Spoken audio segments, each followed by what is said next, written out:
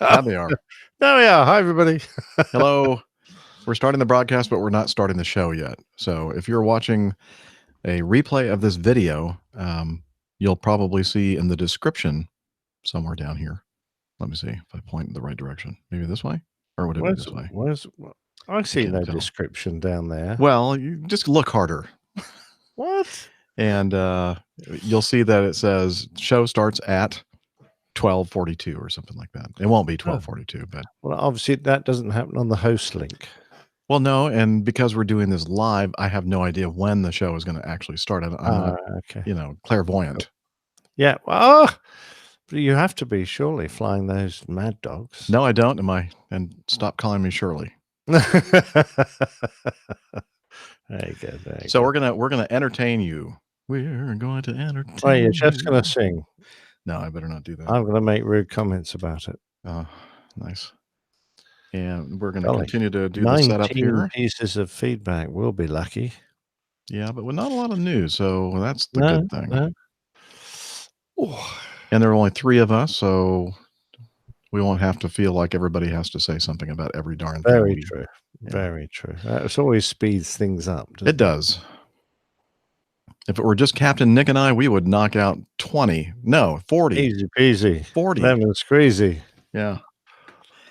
By the way, I just ordered a power, like a portable power thing, like a big giant lithium battery. Oh, right. Thinking, kind of giving us some flexibility. So, maybe when we do our little road trip before what is that thing called that we're going to go to in July? Oshkosh. No, we're going to drink Kosh. Drink crotch. drink crotch. What? Kosh. Kosh. Not Oshkosh, drink Kosh. Yeah. I'm trying to think of how else I might be able to change that into something that's alcoholic. Well, keep thinking. Yeah. Beer Kosh. Let's see. Are you looking at people in the chat room? No. Or I'm not either. Kosh. I'm too busy. Drink Kosh, yes. Let's see. Turn off effects. New wireless earbuds, Jeff. No, I've had them for a few months. I haven't just always has used a jack plug in the back of his neck now, and he just plugs them in there. I got this. Well, I used them for a couple of times, but it wasn't like I couldn't. I needed to have something here to kind of hold everything together. Like, I don't know if you can see this. Oh yeah, okay, yeah, that's the jack plug. Yeah, and I got a. You look like a Borg. I got this. Yeah, I got this device that kind of helps. What is it? Manage the cables and keeps them back on my collar. So that seems to be working. Cool. Anyway, these are just they're not expensive. They're sure in-ear monitors. They're not the super expensive ones with multiple drivers or anything. They're very simple with Mike single drivers. Suggesting Slosh Kosh. Ooh, that's a good one. Yeah, especially if you're fond of frozen drinks. Oh yeah, could be. Yeah, definitely. Or you get sloshed. That has nothing to do. A lot. All right. So I'm going to move the Auphonic track down, and I'm going to mute the post-edit audio, and then I'm going to move over to the routing section to make sure that I get the tracks routed properly. Okay. So music from the Mac is going to be stereo. Oh, I was going to get some beer. Back in a bit. All right. Stereo. What is that? Mac. That's going to be 1314. And music from the iPad is going to be stereo 11 and 12. And then my microphone is mono 3. And the HOA is going to be mono 9. And that should do it. Now, record arm. 1. Oh, come on. Oh, wrong one. Yep, okay. Getting signal. And let me play something over here. We're going green. We're going green. We're gonna take care of the earth. We're going green. Okay. Getting signal from that. And let me make sure I get signal from this. In the sky, it's the Airline Pilot Guy. Hello, you're listening to the Airline Pilot Guy Show.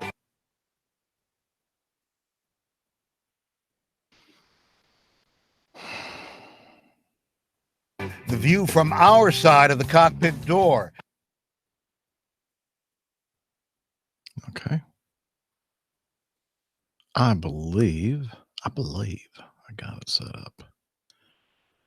Let me clear all the markers. Command A, delete. And let me move this over here to this screen. Ah, shoot.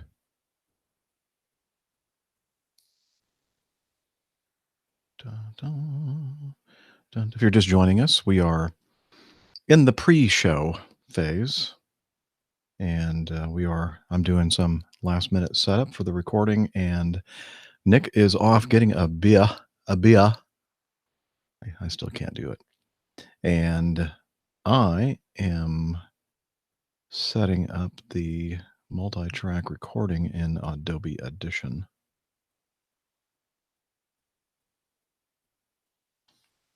I just got home from my 3-day trip. Nice, easy trip. Early mornings again, although this morning it almost felt like I was like sleeping in. The pickup time was 6 o'clock, I think. And for me, that's like really, is that right? 7:20? No, 7 o'clock was my pickup time this morning. So I got to sleep in till 6. Wow. I hate early mornings. Oh, well, it's worth it's worth it for me. I'm not an early morning person at all. I'd rather sleep later, but I'm just kind of in that habit, flying trips early.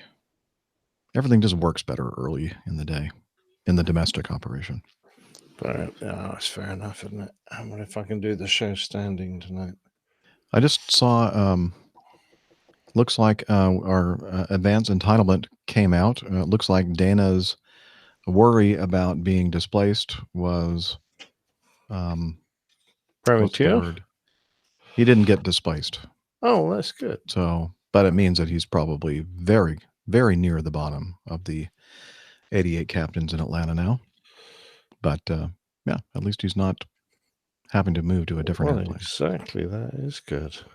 And he's got to be pleased with that. I would hope so.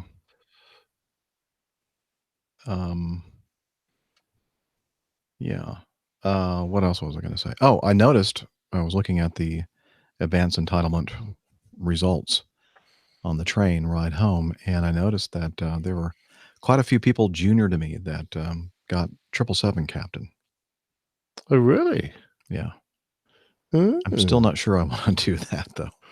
Oh, different way of life, that's for sure. It's a lot of money. The pay rate on it is a lot more than what I have right now. That's tempting. Mm-hmm. I don't know. We'll see. I'm not too sure. I mean, the only downside, though, yeah, is that it's a Boeing. No, come on. You can't say that. Well, people I can say that, but nobody's going to believe me. You. Nobody will believe me if I try to convince them that I really mean that. That's not a problem. Just trying to sort this camera out. It's getting... Oh, that's good. Yeah. Good shot. Yeah. It's picking up light from... Are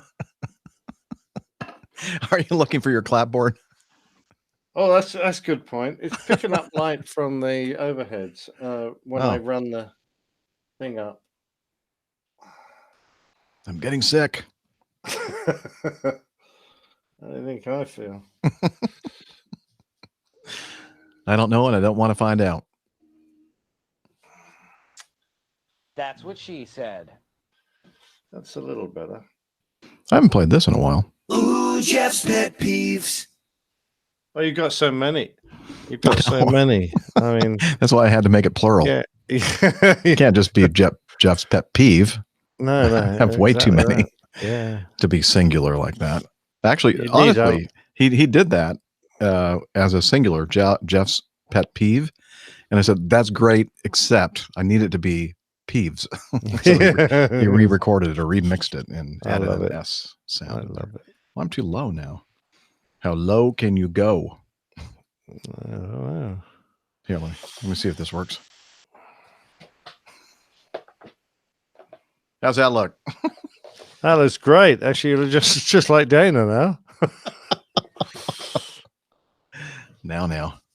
Well, usually, because we have the little thumbnails I can mount it on the along ceiling. bottom, yeah, because we have the thumbnails along the bottom. All I can usually see is his nose and above. Yeah, I did. Who was it? Ken Hayes was giving me some helpful advice and about the last week when I was doing up podcasting. Yeah, well, very helpful advice. You know, I might as well. I mean, there are so many good podcasts out there now. That there are so many podcasts out there. I know. What's the point? There's not that many. I'd have a lot more time off. You would have a huge amount of time off. What would you do with it? I don't know. Oh, golly. It's so funny. I fly with these first officers, and a lot of them say they don't like these long layovers because they have nothing to do. And I'm thinking, oh, what? Oh man, I have so many things to do all the time. Golly. Yeah. But you know, there are those kind of people that I don't know what they want to do. Cast a little what they want to do. Okay, I need to change the tilt. Here we go. Is that better? Better than what? Never mind. I'm not talking to you. I'm talking to the people in the chat room. Oh, the nice people. Figure out where they are. Where are you? Did Nick retrieve his clapperboard? Oh, that's a good point. Yeah, hang on. No. Okay, I get it. Dana isn't that short. No, he's not short. It's just that we're talking about his camera angle. His camera angle is like way up here, and it just looks weird. Oh, lovely. Excuse me. What about the Airbus 330? No. Got it. Ain't gonna happen, James. Ain't gonna happen.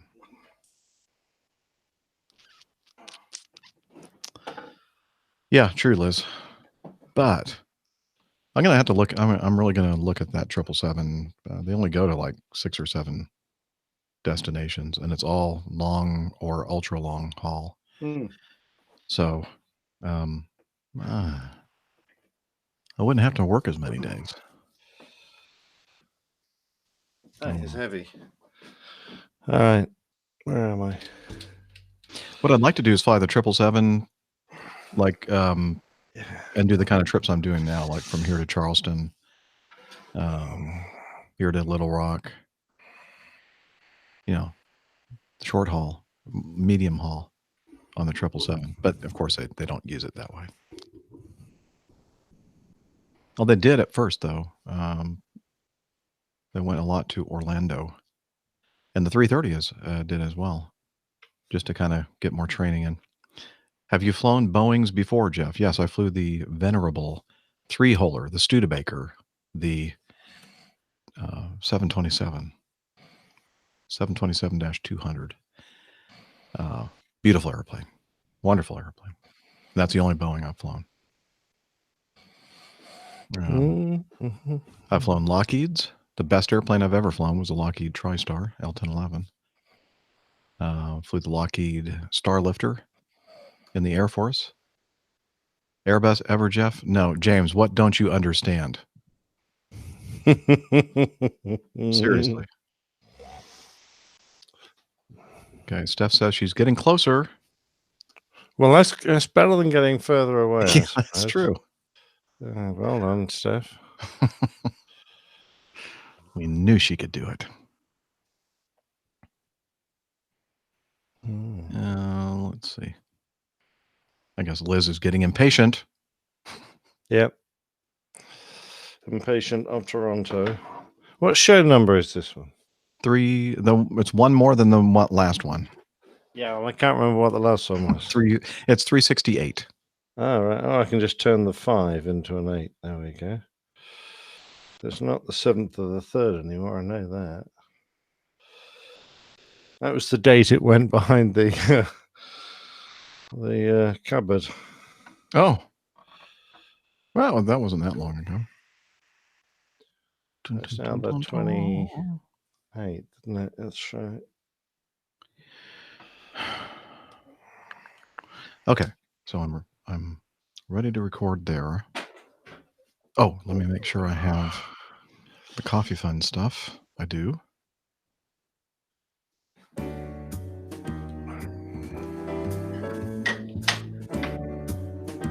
Johnny, how much more coffee? No thanks. I love coffee. I love tea. And what a beautiful pocket it is. The APG. Community. I don't know where that came from. Coffee and tea, and the Java and me. A cup, A cup, a cup, a cup, a cup, cup, a cup, a cup, a cup, a cup.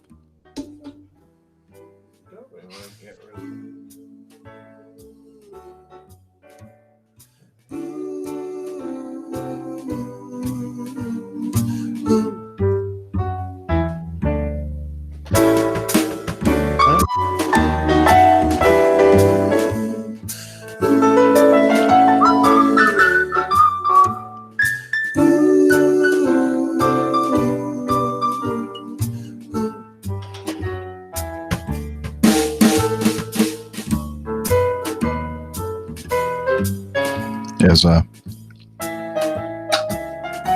Mayor Mike in the chat room? I always have trouble finding the darn chat room window. Thank you, Nico.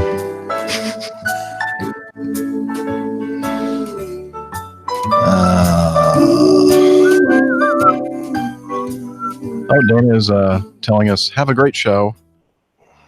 He's not able to join us. He's in the midst of flying. I think he flies until close to midnight tonight. But he gets to be in Portland, Maine, for quite some time. In fact, Is that good? Yeah, because he's meeting up with Mica, our main man. Very And they're going to. Oh wait, I need to find. Where is that? Do we have that somewhere in the notes? Liz? I recall there's some kind of discussion somewhere about talking about the meetup tomorrow at the Ocean something or other. Is Mica in the chat room? Calling Mica. Is Mica in the chat room?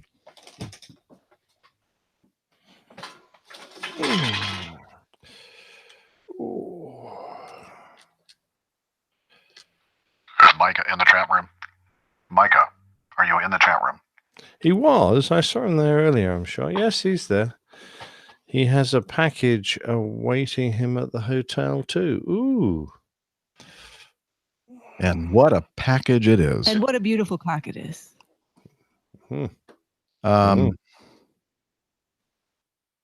don't think. No, I don't think he's there yet. Oh, yeah, he is. Hello, Michael Kuipers. What was I going to say?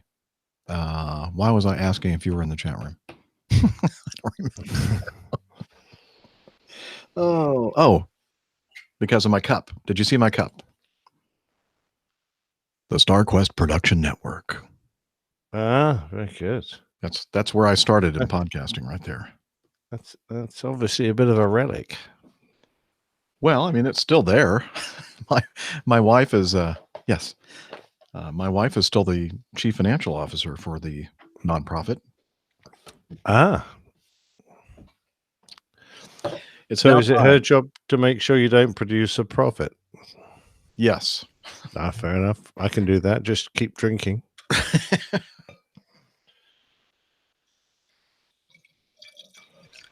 Oh. That's a little bit no. much. That's my last bottle of wine. And I don't have any good beer. I only have crap left over from that boat thing that we did on Dana's boat. Yes, Steph, I still have the Corona. That lovely, you told me to buy a bunch of Corona. I don't even think you drank any of it. Oh, no, she wouldn't. That's pretty She told inferior me beer. to. I for would never Steph. buy Corona, but she said to buy it. It's your fault, Steph.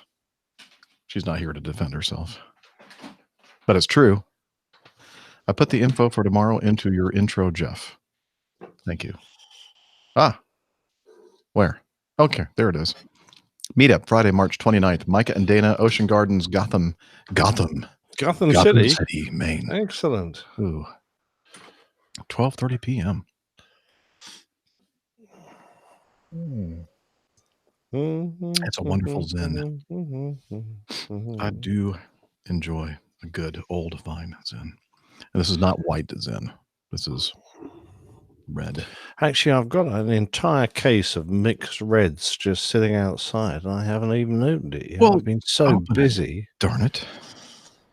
Okay. So, why is my computer making so much noise now? Because Steph keeps texting us. It must have something to do with Steph. It's her fault. Oh,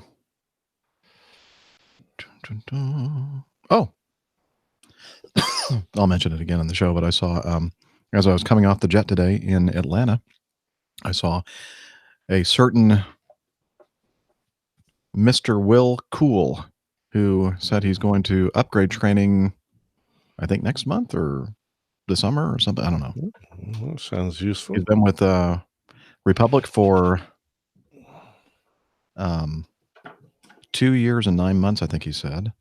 And this is his first opportunity to be able to upgrade. But he said now people are upgrading a lot faster. And we know somebody else that is going to upgrade, I think, what, next month? Well, May. It's not quite next month because next month is April. Okay. Yes. Oh, bollocks. Uh-oh. I've got a wet mouse now. Another one bites the dust. Don't. Another laptop bites the dust. I'll be right back. Okay.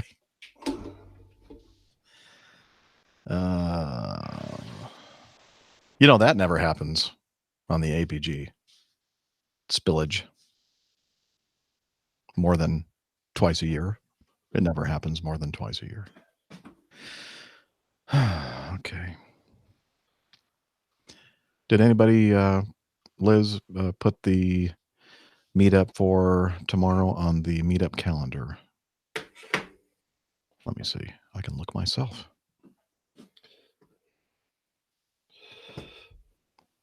Yes, somebody did. Meetup with Captain Dana, 12:30 to 2.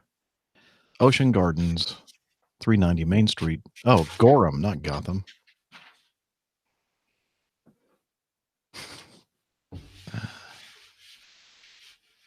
What did it say Gotham before, or did I just make that up? Did you correct that, Liz? Please tell me. Please tell me it said Gotham.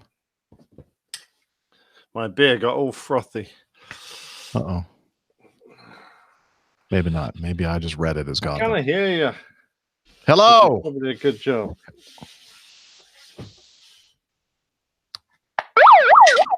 Can you hear me?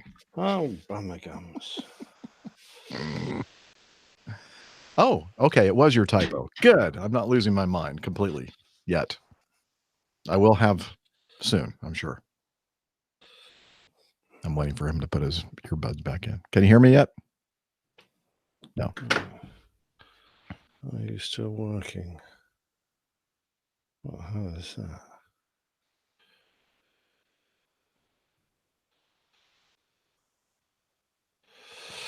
Right. Where was I?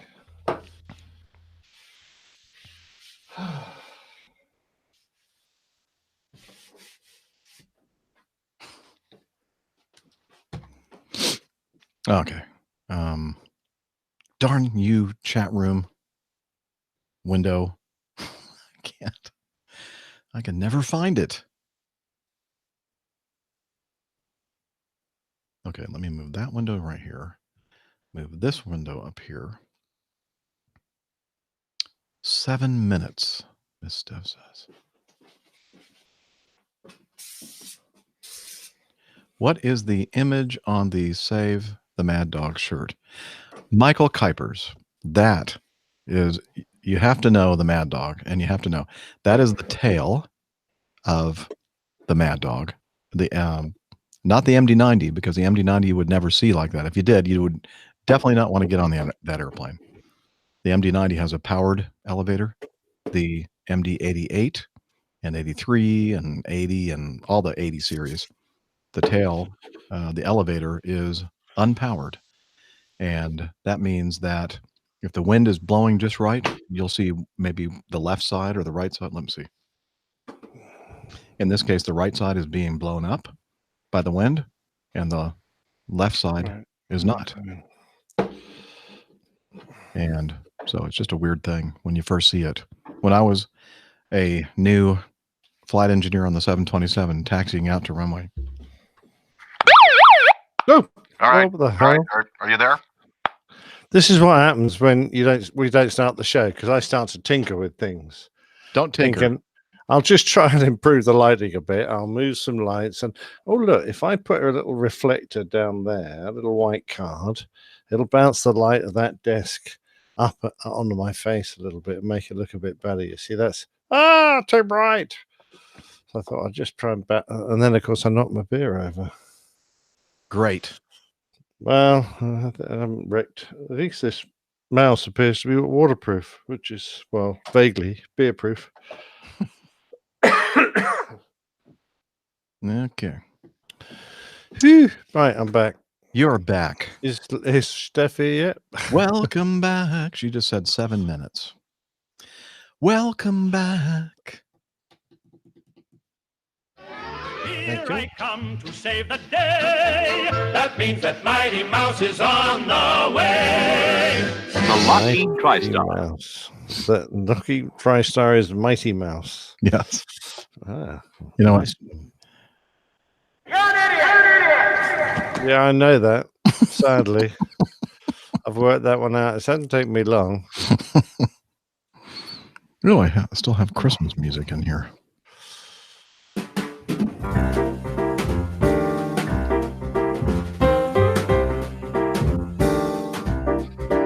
Oh, I love that. Stephanie Plummer. Traffic is moving slower than a sloth on Ambien. Yep. Oh, dear. Never seen a sloth on Ambien. No, neither have I. No. Okay. Actually, I'm not even sure I've ever seen a sloth, but I've seen video. or a sloth, as we call them. You call them sloths, really? Of course. Doesn't everybody? Don't think so. Actually, we might call them sloths. I don't know. You can call it a sloth if you'd like. I mean, do you call it a garage or a garage? We call it garage, not a garage. Okay. How about a bath or a bath? A bath. Okay. See, up north, they would call it a bath. Oh. But down south, they call it bath. Well, down south here in the U.S., they call it a bath. Oh, very good. Oh, they are silly down south. They are. I love the southern accent. Oh, Jordan is going off to get a new gin and tonic. What happened to the old one? Disappeared down the magic place. I might have to get a gin and tonic. That sounds like a nice idea. Can we all have one? Yeah. Except for you don't like gin. I might have to develop a taste, because obviously you'll be bringing bottles and bottles of it on our road trip. No, I don't. We'll have plenty of things to drink. Sadly. Sounds good. Are they doing the practices today for the Bahrain, or is that tomorrow? Don't know. 64 days. Not that anybody's counting. No, it's coming down. Yep. Not fast enough, but there you go. Oh, let's see. Let's do the Oshkosh one. What is it called? Oshkosh Countdown? Oshkosh Bagosh Countdown. Cloth. Huh? Mike wanted to know how I pronounced cloth. Cloth. That's how I pronounce it. Cloth. That's the way I pronounce it. Mice and house. Meese and heese. OshkoshCountdown.com. Okay. Here we go.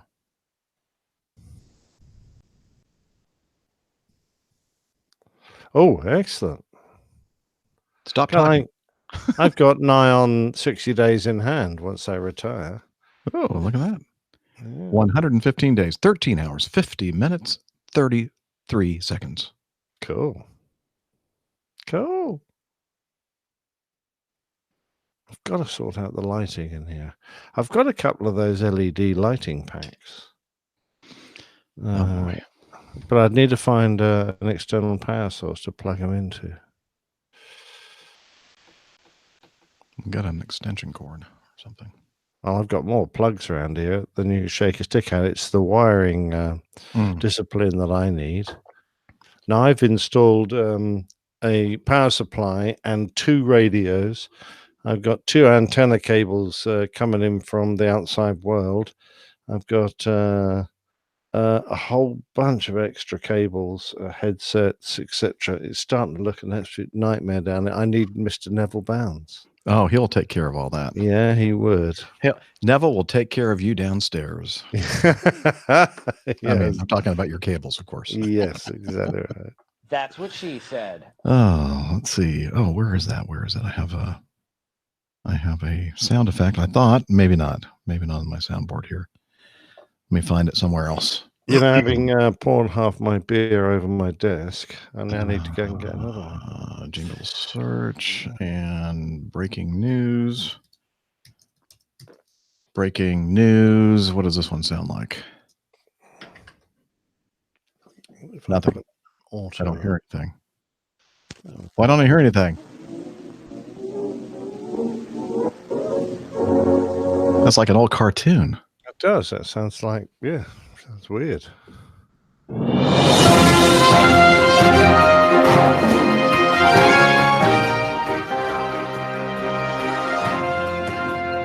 This just in from somewhere in where is Simon Vett? He's in Australia or something, working on some kind of a boat. He's like a boat captain or whatever. Remember, he had us settle a bet for a. Oh, that's right. Beer. He said, "Jeff, I won my beer bet from feedback on 364." Oh, send the beer bet to us, you foolish man. Yeah. So remind me again, Simon. You're in Australia, right? Yeah, I think it was a dredger. Was he was working? On Yeah, dredger. Yeah, that's it. I think.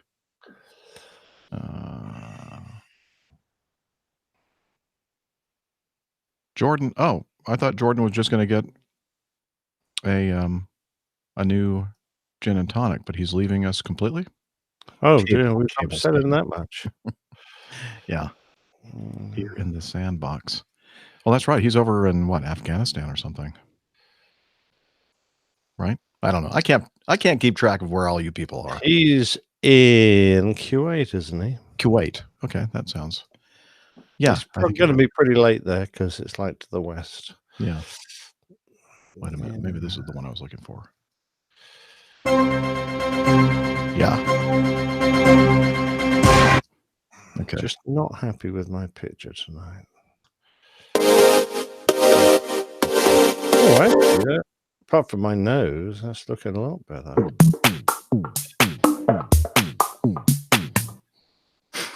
That's look a bit more like me, that does. I could do...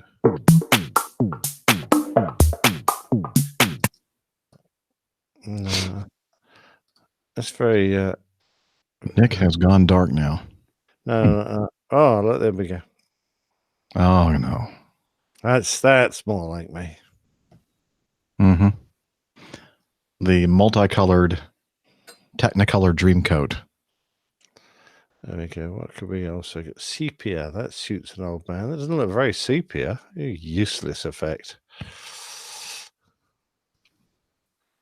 Ah, that's more like me. Oh, look at that. I like that. Oh, that's nice. That's very good.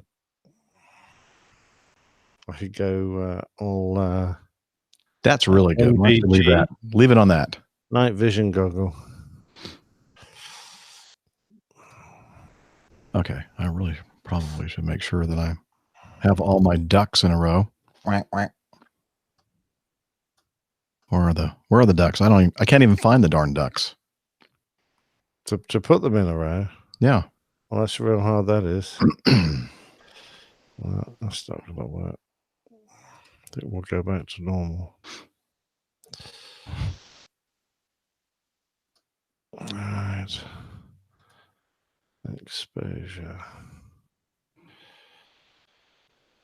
What are you using? The eyeglasses?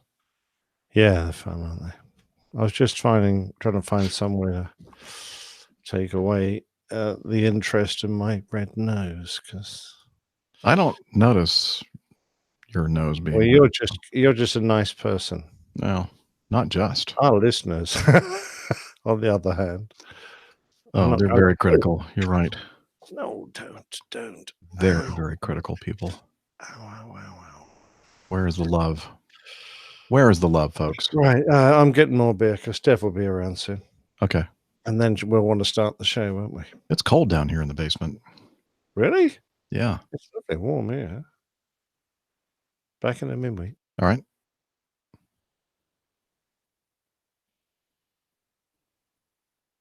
We're going to have Tanya and Jennifer on the show today to talk to us about speed humping, which is a subject that sounds very interesting.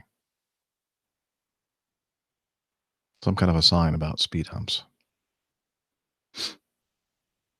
I don't know. Don't know what they're talking about.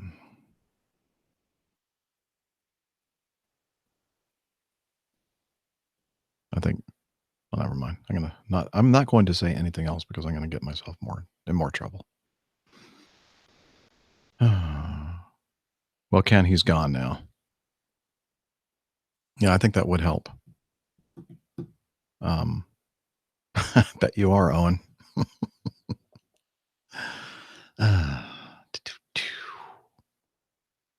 Potable.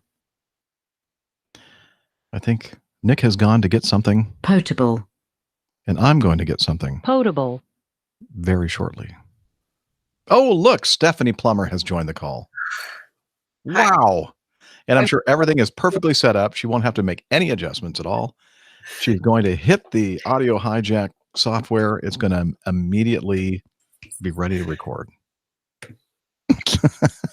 Sorry. I'm happy to see you. I'm just kidding. Don't get mad at me. It's been a day. I can't even tell if my audio stuff is set up right because it says it is, but I'm sure it's not. No. It's lying to me. It just straight up lies. Lies. It's all lies. It must be a male computer. It is. It likes to give me a lot of grief. Then it tries to tell me that it's doing things correctly, and it's not. I know. That's audio. Typical Computers. It is. They do lie. They lie.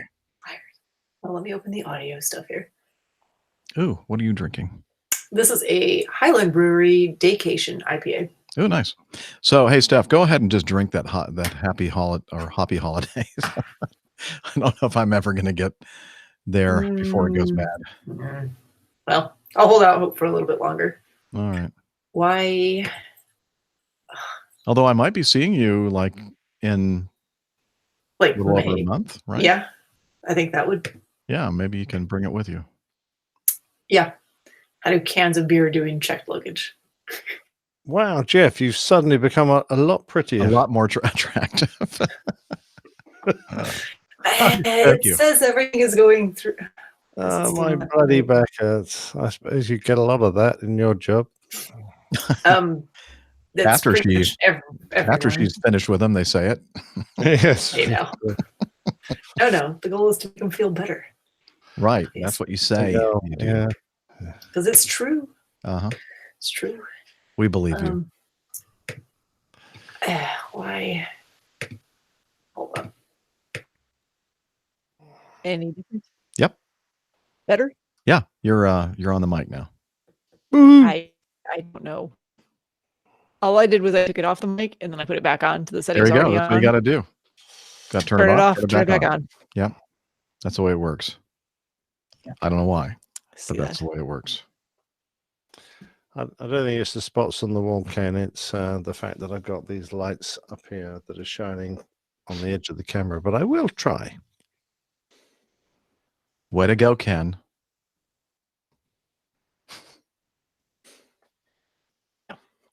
Okay, while he's doing that, I don't know what you're talking about, but I'm just getting the rest of my stuff set up. Don't lights mind in the me. background. All right, let me mute myself, and I'm gonna go get one of those awful Corona beers. They're really good. I don't know what you're talking about. On the boat, they're really good. When it's hot outside. Do you even have one on the boat? I think I had several. I might have been the only one. That's why there's so many left. Okay. Those No, other I ones. think other people did too. Huh. Okay. But you like the grapefruit, the Schafferhofer, right? Whatever it's called. Oh, he left. He's not listening to me anymore. Fine, be that way. I don't care. I love your glasses, particularly perched up there. They look very orange. They are very orange. I don't like them anymore. No? Better on top of my head? Yeah, they look great on top of your head. Yeah. These were, I said it in the chat room, oops. This company, Goodr, Goodr, they make funky sunglasses for running, and they're kind of lightweight and rubbery. Right. Polarized lenses. These are their Tokyo edition. So it says Tokyo all over, and it has a picture of the skyline there. And yeah. So I like them. Love it. A nice thing to bring home. Or was I bought them before I went. Oh, okay. Oh, brilliant. Thank goodness for the internet. Yeah. So. I'm ready to go, by the way. Jeff How about is you, Jeff? Jeff, suffer through Corona. That's really good.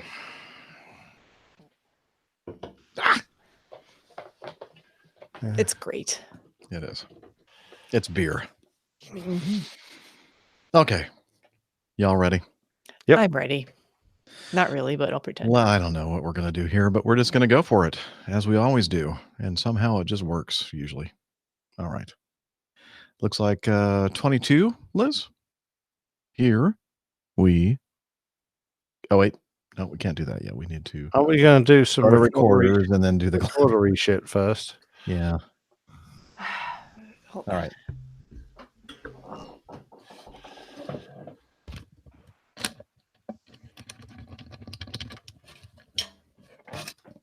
All right. Are you ready? Yes. Okay. Yep. 3, 2, 1. Hey, I beat you lot for a change. How can that... You didn't, actually. That sounded pretty good, actually. I did hear. Yeah, that's what it sounded like to you. Yeah. No, it actually sounded pretty good. Oh, I still have it was one. almost right on. Oh. Cheers. Premature Corona. Yeah, mixed drink. Mixed drinking is happening. Uh-oh. Okay. So we have recorders going and we're ready to go. So we're going to make it 23. And now, Radio Roger, take it away, please. WAPG, it's the Airline Pilot Guy. Airline Pilot Guy episode 368. Yeah, he's up in the sky. It's the Airline Pilot Guy. Hello, you're listening to the Airline Pilot Guy show. The view from our side of the cockpit door, with your host, Captain Jeff, at the controls, broadcasting live from Studio 1A at APG headquarters in Georgia. Today's show is recorded on the 28th of March, 2019. Yeah, he's up in the sky. It's the Airline Pilot Guy. Put your light and it's flying by. the Airline Pilot Guide. In today's episode, a British Airways flight sets off in the wrong direction and lands in the wrong city. And a Russian man tried to board a flight in Moscow without any clothes on, saying it makes him more aerodynamic. More news, your feedback, and in today's Plane Tales, Tenerife. So get all settled in, tray tables and seat backs in the upright and locked positions. Electronic devices powered on. I'm Radio Roger, and Flight 368 is ready for pushback. Thank you, Radio Roger, a real radio professional, for that awesome introduction.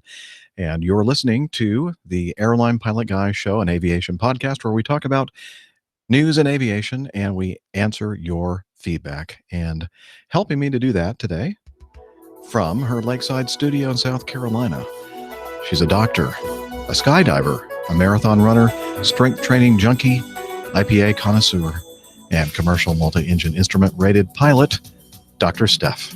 That sounds like me. Hi, Captain Jeff. Nice to see you. Sorry see for you. the delay on my part, which no one listening to this actually knows about. So Right. just disregard what I. What are you talking about? We're right on time. I don't know. Okay. Well, I'm going to go ahead and push this button here and introduce our next APG crew member, co-host from his studio in the English countryside, a professional photographer, former RAF fighter pilot, current captain for an international airline based in London, at least for the next month and a half, Captain Nick. Hi, Jeff, and hi there, Steph. Welcome back from work. What a Thanks. dreadful day you've had to put up with. Anyway, fabulous. I'm standing up for this show, trying to get my back sorted. So I'm looking forward to another good one. Ouch. Okay, so you got to get us up to date then for all the listeners out there that have been hearing about all of your back woes. Whoa. How's it going? Is it feeling any better? Yeah, slowly, very slowly, I'm sorry to say, but I'm sure I'll be back in the chair before too long. The only problem is, so long as I'm moving, I can seem to be able to maintain everything fine. It's when I actually sit down for any length of time that everything becomes painful and stiffens up. So sadly, my job involves an awful lot of sitting down. So yeah, I mean, I've spent all day today working in the garden and half an hour in my chair here behind me, and I'm already in agony. Well, I mean, even people whose backs aren't bad when you're working in the garden all day long, we feel the same way. At least us older. Sitting is about older the folk. worst thing you can do for your back in terms of the amount of pressure you can place on your lower back. Oh, I just hate it. Yeah. Ugh. So anyway, I'm working on my core muscles. So there you go. Hopefully that will be fine. But for the moment, I'm sadly not going to be in Washington. Oh no! The meetup in Washington is gone, and I may not even get to Barbados. And Are you going to really? I know ever you're fly really again? terribly sad about all of this. yeah, 3 nights in Barbados. That was going to be quite reasonable, I think. But there you go. The weather's good in the UK right now, so that's not bad. And I've had a good time over the last few days. I mean, I've able to move around a bit. I even got all the way up to Manchester. Well, tell us about that. Well, it was fabulous. There's an aviation society up there in Manchester, imaginatively called the Aviation Society. Aptly named. Aptly named. And one of our fine listeners, Simon, lovely bloke, he suggested to the hierarchy that I might come and entertain them on one of their monthly get-togethers. And they've got a fabulous spot there. They've got a big sort of viewing area right beside the runway there at Manchester. And they've got a hangar. And you'll never guess what's in this hangar. An airplane? Yeah. I knew it. Concorde. I couldn't unmute fast enough to say airplane, but we knew you'd have that answer too. Ding! They have a Concorde in there. Ooh. Wow, not just any airplane. And not only do they have one of the Concordes in there, they have managed to get the nose drooping up and down. They can make the nose go up and down, which, considering the Concorde can't do much else now, it's pretty impressive. I can't wait for them to see them put the gear up and down. Yeah, well, if you can get it to go up and down at that age, that's a pretty good thing. Yeah, I mean, the way it's sitting, if they'll get it up once, but they'll never get it down again. Well, if it lasts for more than 4 hours, I think And there's you some need to contact. recommendations. You need to go to the emergency department. No, wait a minute. You call your Oh. friends first. Right. You got to come Have you over ever had? here. Yeah, you got to see this. Have you ever And had then- this happen to you? And then your second call is to the doctor or emergency room.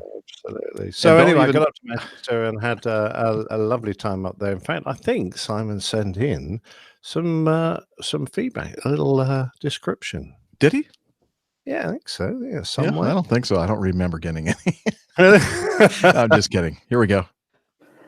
Hello there, APG crew and the community out there. This is Simon from Manchester in the UK. A long-time listener to the show, but first time I've submitted any feedback. So I had the pleasure of meeting Captain Nick on Monday of this week, as he had kindly agreed to come up to Manchester to give a talk to the Aviation Society up here. This is a group of like-minded aviation enthusiasts which meets every few weeks at the Runway Visitor Park beside Manchester Airport. As expected, there was a great turnout for Nick's presentation, and he certainly didn't disappoint. He gave us a thoroughly entertaining evening, talking about his career in the RAF, his time flying in Australia, and then latterly his time flying for Acme Red.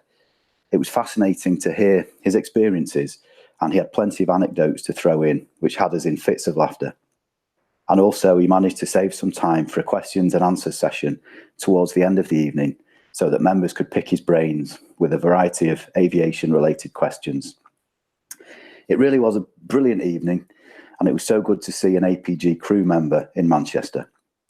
So many thanks to Nick, and I hope he'll be able to find some space in his diary for another visit in the not-too-distant future. And if others get the opportunity to hear Nick's presentation elsewhere in the UK or even beyond, I would highly recommend it. So that's all from me. Thanks to all of the APG crew for a great show. I wish you all and the community blue skies and tailwinds and unlimited visibility. Bye for now. Well, that was very nice of him to send in that feedback. How much did you have to pay him for that? Quite a lot. Particularly the bit about where I made them all laugh. Was he the only one there? Well, by the end, yes. No, I wish I had been able to go as well. I would love to have heard your talk, and I'm sure you had them all in stitches. A lovely bunch of people. That's primarily why you would have enjoyed it. They're a great bunch of enthusiasts. A lot of them work or used to work at the airfield, so they've sort of maintaining their connection. A lot of plane spotters, just enthusiasts of all description. So it was really nice. And the questions, to be fair, the questions they ask, I think are always a measure of how much interest they take in aviation, because they are some really good questions that, not just the usual run-of-the-mill things you kind of expect, but some really nice ones that gave me a chance to talk about other areas of aviation. So it was a pleasure being out there. Lovely bunch of people. Excellent. Well, did anybody record it? Did you? Nope. Neville let me down. I'm only joking. He's I think he's got enough recordings of me doing talks. So no, there was no recording. So that's it. It's going to be. And by the way, there was somebody there saying, I work with the Clwyd Aviation Group. Could you come up to Chester, perhaps? Clwyd being Welsh for Wales. Oh. I think.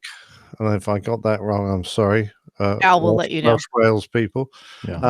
But no, they've got one just on the Welsh border, well, near the Welsh border, near Chester. So they've asked me to go up there as well and chat to them. So that would be quite a drive, wouldn't it? Well, as is Manchester, it's about 4 hours. So it's wow. Yeah, it's quite a long way up there and get back again. I was rather hoping someone more local might say, come and chat to us. So that would be much more fun. Like nearby Farnborough. Yeah. Oh, yeah. That'd be good. Yeah. So we're looking forward to having another great meetup there. Oh, never mind. Damn. Yeah. Wah, wah. Yeah. So much for that. It's all right. I think there's some push for Riot, perhaps. Oh, Well, that would be Riyadh was good. yeah, I Riot. enjoyed Riyadh. Yeah, that is actually a very enjoyable air show. Yeah, Oh, perhaps that's we right. could You do there. another show at Yeah. Captain Nigel's place. I hope that they have the. Never mind. I'm not going to say that. The one demonstration team that had me in stitches, but Oh, that did. but they weren't supposed. It wasn't supposed to be funny. It Anyway, was I don't want unintentionally funny. I think I Yeah. know who you're talking about. I'm It's not going to okay. say anything else because I don't want to hurt anybody's feelings. Mm. But it was good. I was going. Is this a joke? No, they're serious. Okay, got it. We will All applaud right. politely at the end. Then Yes. good job. Good try. Great job. All right. Actually, it was the commentator that was the funny part. The actual people flying the demonstration, they were doing a pretty nice job. Okay. Yeah. Let's see. Anything else, Captain Nick, besides your talk? Not No. that there, could possibly be anything that would top that, but Hasn't actually been that long since the last I know show. it's only been a few I've days. been flat strapped trying to get everything done, including the plane tail for today. Awesome. So no, I haven't had a moment's peace, quite honestly. Okay. Well, then let's move on over to the lovely Dr. Steph. How have you been? Good, and it's actually been quite a bit longer since I've seen the two of you for a show. I Oh, was that's not right. You weren't with with you us for the last last one. Yes, my apologies. I just really needed a family weekend. Had a whole bunch of stuff to get done, and we couldn't make the timing work out during the week. And by the time the weekend rolled around, people in the house and things to do and people to catch up with, and sometimes that just family has to take a little bit of priority. I'm sorry. Obviously, you don't have your priorities straight. I know. Different family, not you guys, because obviously you're family too. Yeah, we're a much bigger family. That's right. That's right. But yes, my apologies. It was actually a very nice weekend, so got a lot of stuff accomplished. Got everything in order for my taxes and got those done last night finally, and some yard cleanup and all kinds of other stuff. So, Any fun? yeah, no, not last weekend. Again, just stuff to do around the house kind of kept me from doing that. I was trying to get out yesterday, but I forgot that I had scheduled my appointment to get my taxes done yesterday. It's been a great day for it. It's cool. Is my video breaking up there at all for you guys, or no? It's okay. It just kind of did a. Yeah, that's like Yeah. what it's doing on my end too. I'm sorry. I Okay. don't know what's going on. Well, it must be that really low bandwidth you have, like 190 down. Yeah, obviously that's and what's 500 terrible. million up, whatever it is. Are you there? Wow, it's really not. Yeah, Completely there for a second. I know. Sorry. That's okay. It's gonna be tough. I'm Just sorry. Just It's just work it been out. that kind of. I know, right? Come on, I just need the internet to continue to play nice. So yeah, I didn't get to tell you that Nick's been on the injured reserve list a little bit. I think I'm joining the ranks momentarily there. I last week was out just running, training, doing some stuff I normally do, and suddenly developed all this pain in my knee, and I don't know quite why. I know. Yeah, so do I. I could hazard a guess. I have a feeling I know what it is. Yeah, well, it's running, obviously. That's what I was going to say. But anyway, usually, I mean, these things come up, and usually it's something where I can easily pinpoint where the problem seems to be. I can get in with physical therapy. We can work it out and no big deal. Usually it's muscular type stuff. This has been something different and I'm not quite sure what I did to it. I've gone through all different kinds of theories about what could be producing the discomfort I'm having. Because it doesn't ever seem to stay in the same place. It kind of just moves around a little bit. And finally I broke down today. And the reason I was late getting here is because I pestered one of my orthopedic colleagues in the office across the street to see if I could come in and just have them take a look at it. And so I snuck onto the end of their schedule. And of course they were running like an hour behind by the time I got over there. But he's a great guy. I really appreciate him seeing me. We decided on a cortisone shot. So that was a lot of fun. Yeah, it's kind of on the receiving end today. And then I got so how does it feel, huh? It's fine. It's perfectly fine. Yeah, it It's didn't not hurt. bad at all. No, it's fine. Okay. So we'll see how that does. We'll give it a little bit of time. The only thing I really can't do is run right now. It only produces pain when I try and run. Walking is fine. I've been on the elliptical. I got in the pool. So I'm not really sure. We had a couple of ideas. He had a couple of more ideas about what it might be. If this doesn't do the trick, we'll take a further look at it with a MRI and just make sure. But I mostly wanted to make sure he didn't think it was a stress fracture, just because it's been kind of vague and where it seems to come and go and hurts mostly with pressure on it. But we couldn't isolate anything, so he doesn't think it is. So that's kind of good news. And what else? Oh, and then I got to play in traffic on the way home, which further delayed me because apparently they've taken the freeway on-ramp to the main freeway I have to take home down to like 1 lane when it's normally like 4 lanes. Ouch. Yeah. So what I've been, and it's been like that for like 2 weeks now. So what I've been doing is cutting through neighborhoods. Well, today they've also decided to narrow one of those roads down to 1 lane. And it seems like everyone else has figured out that they should probably be going through the neighborhoods as well. And they're all out to get you, Steph. So everyone's out to get me. That's what it is. It's a conspiracy. Oh, Steph. It's not fair. I just want to say on behalf of Nick and myself that we are very supportive of you, and we hope that whatever it is that's a problem with your knee, that they kind of, it can be all fixed, and because we love you. Mm-hmm. Yeah, and you had nothing that prompted you to say that whatsoever. No, it just came from my heart. Thank you. I appreciate that very much. Yeah. Very much. Have you thought of using a scooter? No. Okay. It's not that bad. That's not being helpful, Nick. Okay. It's a good idea, but no. Unnecessary at this point. I'll let you know if it comes to that. Oh boy. No, I'm hoping to be, I don't know. We'll see. We'll get this cortisone shot. A couple of good days to work and back to running in a few days. I hope that hopefully. does work. I hope so too. You're not going to run though, are you? Until it starts feeling better. Of course not. Why would I do something silly like that? Yeah. I don't know why I would think that you would do something silly like that. Can't possibly imagine. Okay. Well, anyway, so that's what I've been up to. Okay. Well, very good. Mm-hmm. Good to hear. I just got back from a 3-day, really nice trip. 1 leg the first day to Little Rock. Yesterday, Atlanta, Charleston for a nice long layover. And I was mentioning before we started recording that it felt like I was sleeping in this morning because the pickup time downstairs in the lobby was 7 o'clock. And for the kind of trips that I normally do, that is really kind of late.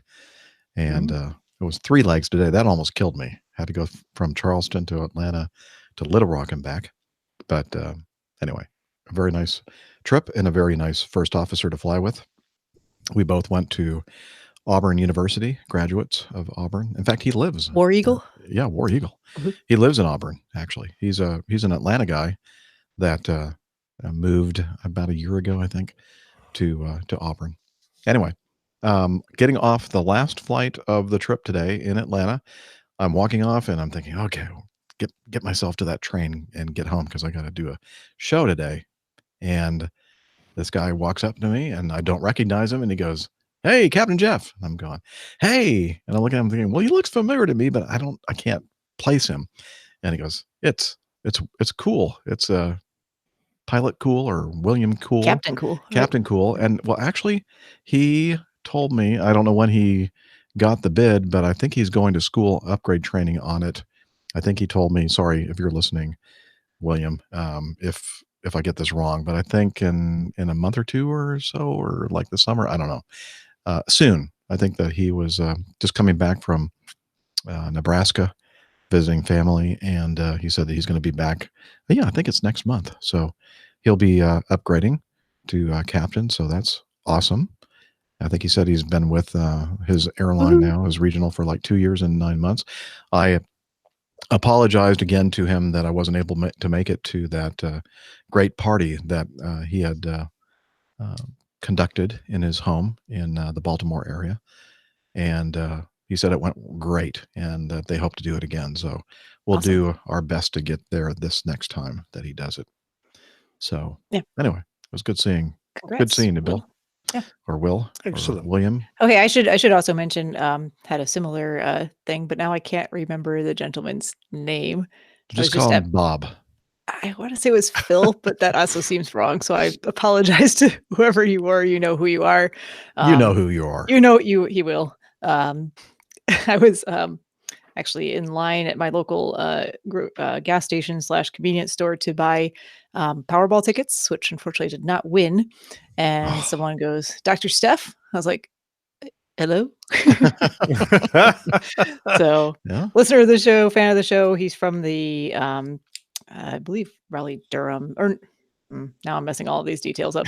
You know who you are. You know where you live. He was here visiting family, and it was nice of him to say hi and chat Send for a him minute. some feedback and then Yeah, Steph send him can some read feedback it and and get then- it right. Well, Because I we do want her to much- feel really bad about this. I do much I'm feeling bad, I promise. I do much better with names when I see them written down. If you can tell me your name 5,000 times until you write it down the one time, forget it. I suffer from the same thing. Yeah. I'm horrible with people's names. Terrible. I recognize people, but I don't remember, their name. Like, hey, you person I've been working with for 4 years that I see 3 times a week. But they always You- remember your name. Always. Yeah. Always. And that really makes us Yeah. feel bad. I Don't feel do terrible. that. Wear a name tag just all the time. Just write your name on all of your shirts in big black letter. It will help me. Yep.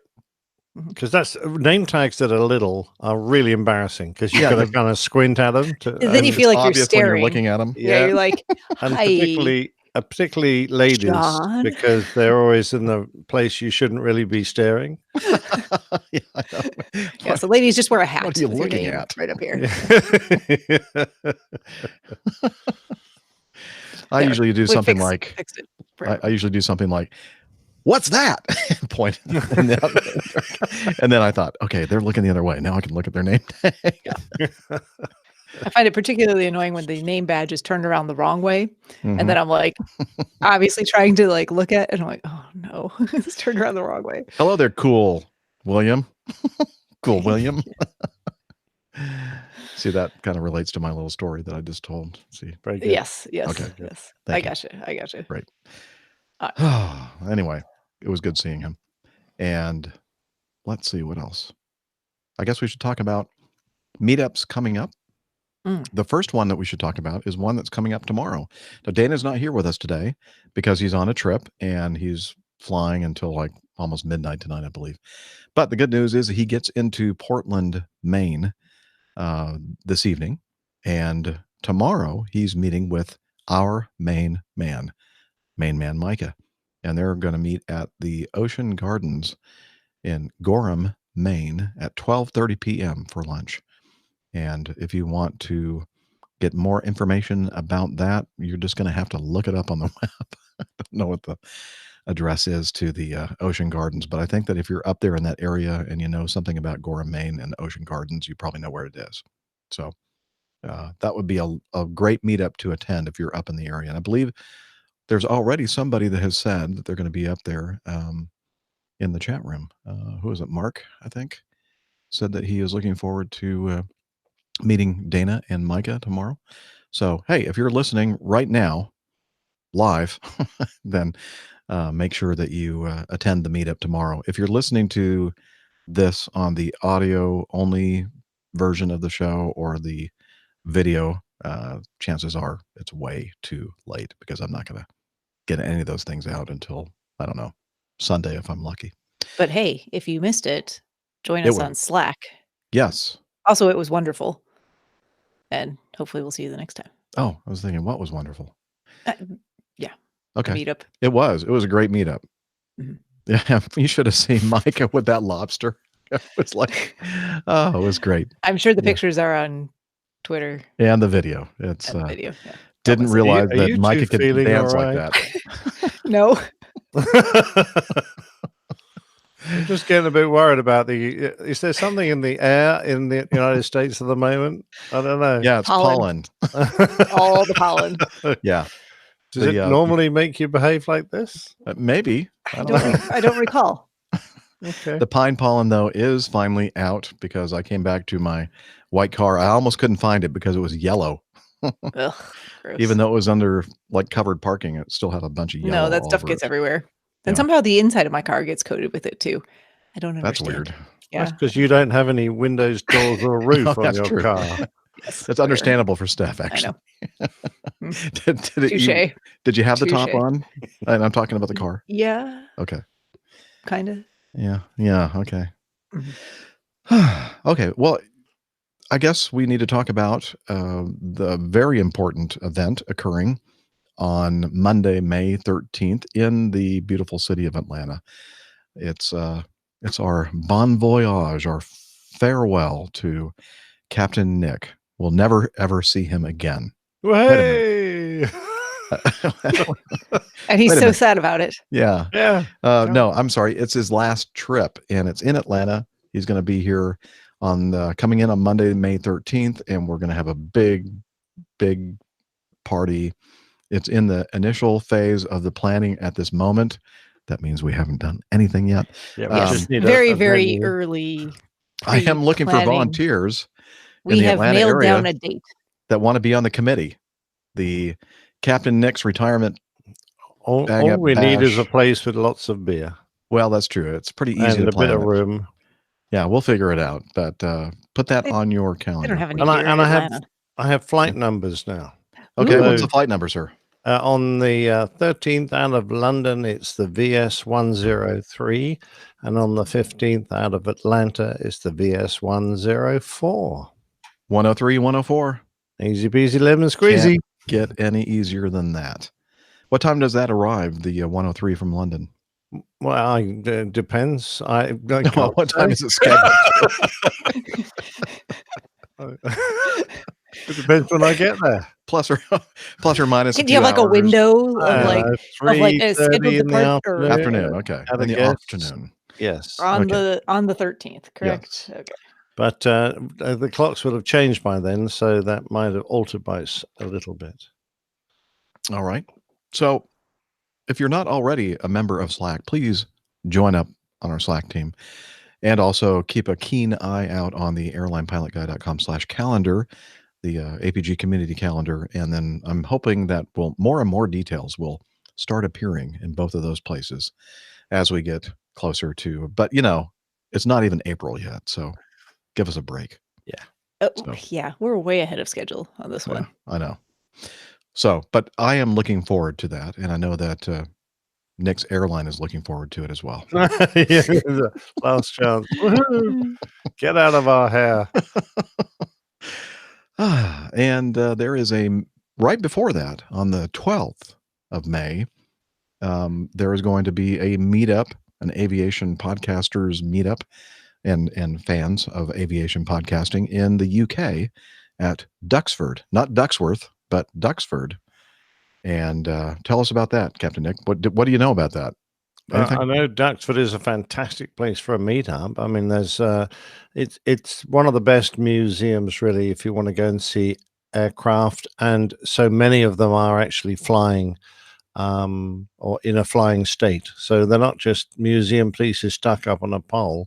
A lot of these aircraft are out, and they regularly have flying days when you'll see some of the most remarkable aircraft actually getting airborne and doing their thing. So it's got a wide variety. It's got some unique airplanes there, and I say unique only that there are so few of them left in any kind of state in the world.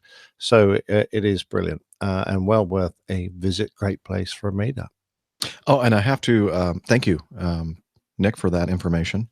I think that the organizers of the meetup at Duxford are Pilot Pip and Captain Al and Nev, some of the primaries for the PTUK or the hosts of plane safety. I'm sorry, PTUK and plane safety. Yeah. I mean, they're all over the place. Name an aviation podcast in the UK, and they're probably going to be on it, right? Yeah, we think they're pirate radio, really. Okay. They've infiltrated. Yeah. So if you want more information about that, contact them. And I think probably Adam Spink's helping organize it. I don't know. He's that's really good. gonna be there. Then there's a good chance that this is going to be a successful meetup. Yes. If Adam has anything to do with it. Also, I should mention, Liz just sent me a little bit of information that we want to make sure that everybody knows that when Nick is here on his last trip in Atlanta, his lovely wife, Jilly, will be with him as well to try to keep him, you know, I out wish of you hadn't trouble. said that. I was going to leave Jilly at Heathrow. Oh, never mind. Well, now you can't. We wanted to make sure that you did not see a reason to leave her behind. So if you want to meet this amazing woman, the woman that would put up with somebody like Captain Nick for all these For years. so many years. Yeah. But, you know, she'll only come if she gets an upper class seat. So I don't know. She may not. I don't know, hun. I don't know if we're going to have any. Go, look, there's only premium. I'm not coming. Oh, okay. Oh, Or yeah. she may or may not be here then. But there's a good chance that she will be. We'll start a GoFundMe for her. Yeah. Upper class. So. Trust me, I've met her a few times, and she is just a wonderful woman. And you want to meet her too. So there you go. I concur. All right. Anything else? I think we got all the stuff in the meetup and catch up kind of phase of this thing.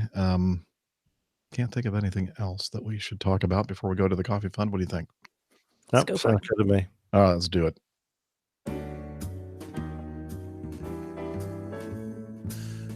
Johnny, how much more coffee? No thanks. I love coffee. I love tea. I love the APG Community. Coffee and tea and the Java and me. A cup, a cup, a cup, a cup, a cup. All right, the coffee fund. It's your way to support the show financially, and you can do that by visiting airlinepilotguy.com/coffee. And there you'll learn how you can become part of the coffee fund cadre or the coffee bar club or whatever you want to call it. The people that like coffee and they like giving us money so we could buy coffee and beer and meetups and all kinds of stuff. Obviously, it's for helping us offset some of the cost of doing the show. And since the last episode, using the classic fund method, we have Vignir Gunnison. He needs to send us some feedback so I can figure out how to pronounce his name. Mazus Karim, Jason Kuntz, Glenn Billington, and Mark Adams. And we have some new producers, patrons at patreon.com. And they are Jay Mumford, Jordan Decker, and Mark Adams. If you want to join those folks, you really do. Head over to airlinepilotguy.com/coffee to learn about the classic method and the Patreon method. You'll be glad you did. And as we like to say, so will we. Stand by for news.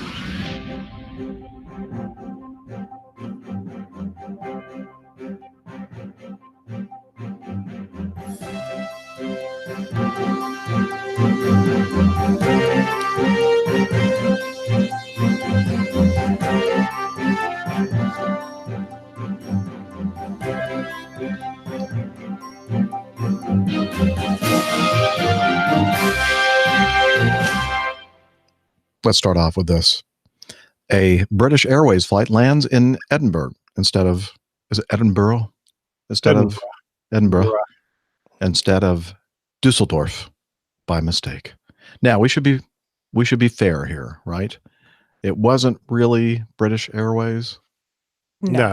And it certainly wasn't the 747, the A320, or any of the other British Airways airplanes in British Airways colours that all the newspapers had that actually flew it either. It was a 146. Ah, okay. They took off from London City Airport. The destination, everybody that had tickets for the flight expected that they were going to be flying to Dusseldorf, Germany. And when the captain made the announcement, or somebody, or maybe it was the flight attendant, welcome to Edinburgh, they all thought it was a joke. It wasn't a joke. They actually flew to the wrong place. But we're actually in Edinburgh. Yeah. Whoops. Yeah. I mean, it's not even close. I mean, How many Edinburgh is miles? north, Dusseldorf is east. It's like 90 degrees out. You look at the map and it's like, yeah, It's not a nice even. right angle triangle that you can kind of make connecting Right. between the cities. Looks like a shark fin, actually. Yeah, a little bit. Oh, that's good. Yeah. Yeah. So Oh, I like this. I like this quote though. Yes. We flew the passengers on the flight with number BA 3271 to Dusseldorf after the involuntary stopover in Edinburgh. That's one way to phrase it. Involuntary stopover. Yeah, doctor, I've got an involuntary stopover. Well, they probably Yes. needed to get fuel, right? Well, they would at that point. Yeah. Now, you see, I've heard of lots of guys landing at the wrong airfield in close proximity to the one Yes. they were supposed to be. Because they misidentify it. That happens, especially when there's similar runway layouts and things like that. Exactly. But this is taking it beyond a joke. I can only assume that these guys were actually told to fly there, and they were given a flight plan to fly there, but someone in operations or dispatch or whoever does it for their airline made a wee bit of a mistake and got their destination wrong. So I don't think it was necessarily the crew's fault. Well, let's place blame at least on the actual company that did this. What was it? WDL? WDL. They're some German outfit, aren't they? WDL Aviation. Yeah. So Certainly, I don't know. I don't. Go ahead. I heard one of the PAs, which someone recorded on social media, and they sounded very German. Okay. So, and they're thinking, those Germans and their really quirky humor. Dry humor. Yeah. But apparently they really thought they were supposed to be flying to Edinburgh. But so here, I don't understand. It's really not clear to me, at least in the article, the stuff that I've read, that it was a mistake made by the pilots or if it was a mistake made by the dispatchers or management people or whatever. I mean, did the crew really think that they were supposed to fly to I don't know. It's just very confusing to me. I think we need more information here. I don't know how they would fly there if they didn't think they were supposed to. It's not. Well, exactly. Because I mean, like very shortly after takeoff, you're supposed to be over the North Sea, crossing over towards. So, like when you walk up to the gate, wouldn't there be like information at the gate that? Do you think they left from a gate? Well, I don't know. I don't know what the situation is. Maybe, I've never been to London City Airport. Maybe they were on a stand somewhere and they don't have a formal gate house with the information about where you're going. Happening. Well, yeah, I mean, I've been to plenty of airports where we don't go through the passenger terminal to get to the aircraft. We go through a separate sort of part of the airfield and get bussed out to the aircraft. We don't see the passengers. We just walk out of the airplane and pick up the paperwork. Well, in my world, it's like, before I even leave my house, I know what my trips are next month. I know where I'm going to be flying. So maybe, obviously, that's not the case with this outfit. And when I show up to work, I know that I'm going to be flying my first day. I'm going to fly to Wichita, and then I'm going to lay over because I have this on my iPhone and all my electronic devices and printing out my rotation or trip. I know that I'm supposed to go here. And then when I get to the airport, again, maybe they don't have all these nice things to clue them in as I do, but the gate says you're flying this flight to Wichita. When I get in the cockpit of the airplane, I'm looking up at a sign that's telling me how many minutes to go before pushback time and where we're going. I mean, all these things. And then you call for your pre-departure clearance, not call, but you enter it into the ACAR system to get your clearance to go to Wichita, Kansas. I mean, there's so many ways that, you would not know that you're going somewhere else in this case. I mean, it's just so obvious for the system that I work in. What if they just loaded the passengers on the wrong plane? Yeah, like when they got their clearance, obviously, if they got their clearance and the clearance was to Edinburgh, whether it be through their ACAR system or through the radio communications, they must have assumed that, or the flight plan must have been filed for that flight segment. Yeah, I believe it was. I believe it was filed correctly for Edinburgh. Okay, and so then the clearance was for Edinburgh. Okay, so, yeah. So that sounds to me like it kind of lets the pilots off the hook. I would say so. I would say it's a bit of a company cock up myself. Okay, it's still kind of strange to me. But. And they do very strange. Yeah, I mean, it's not. I'm not sure that it had the flight number for British Airways, but was it more of a charter operation too? I thought I saw that some. Well, I think it's like one of those, like we have regional airlines that do flying for the majors, and they use our call sign and not their our call sign, but they use our flight numbers and that kind of thing. I don't know if that's the same kind of a arrangement that they have or not. I don't know. I didn't know that BA used this. I suspect it might have been a short-term contract just to fill in some gaps they had in their fleet. So perhaps it's just the odd flight they fly from, and perhaps the communications between BA and WDL aren't very clear. So Now, a good point is made by Simon Browning, a BBC transport producer, in one of the articles that we have here, and when they were talking about the analysis of this. Why wasn't a passenger announcement made before takeoff saying, quote, "The weather in Edinburgh is fine and the flight will last 1 hour"? If it had, they could have saved a lot of complication. And I tend to agree with that. I'm sure they do, but how many passengers actually listen to those PAs we make? Maybe 1 in 10. Yeah. I do. If I was on the flight, I might have noticed. Maybe. Somebody I wasn't would asleep have, though. already. I think Yeah. one person would have. At least I'm just one. thinking of it. Well, I know this is not nearly the same situation at all. I'm just thinking of how they used to, back when I lived in Greenville, North Carolina. So there's a Greenville, North Carolina and a Greenville, South Carolina that when you are leaving Charlotte are basically 180 degrees in opposite directions from one another. No more than that. But anyway, they would load both of these flights at roughly the same time through the same door at adjacent gates, not through a jet bridge, and there would always be someone on the wrong plane every Well, time. Obviously, you're going to have that happen. Never That's just failed. stupid for them to put the flights right next to each other. But I'm just thinking of that, how Yeah. easy that was for people to get on the wrong Yeah, that could be. plane. And then they wouldn't notice and they would actually have to say, is everyone here going to North Carolina or is everyone here going to South Carolina? And some people wouldn't know. Yeah, I don't know. That was the real problem. I don't know. I'm I was going gonna to say. Greenville. Is that where this plane is going? Yes. But I don't know. If I was on it, I wouldn't know. Yeah. So A lot of people don't know. But people that live in this area of the country should know. Well, yeah. But people there are a don't. lot that don't. I have another funny story. Well, it Was that doesn't a have any different to it. state? Yeah. No, And then- I'm going to the one in Carolina. Yeah. The one in Carolina. Which one? Which Carolina? Yeah, South Yes. or North Carolina. Yeah, it gets confusing. So I can see how stuff like that happens. But Yeah. this seems, if you don't know which country you're going to, you've got a bit of a small problem. Although today I talked to a lady who didn't know where Japan was. So there you have it. I wish I was making that up. I'm not. Japan. Where is that anyway?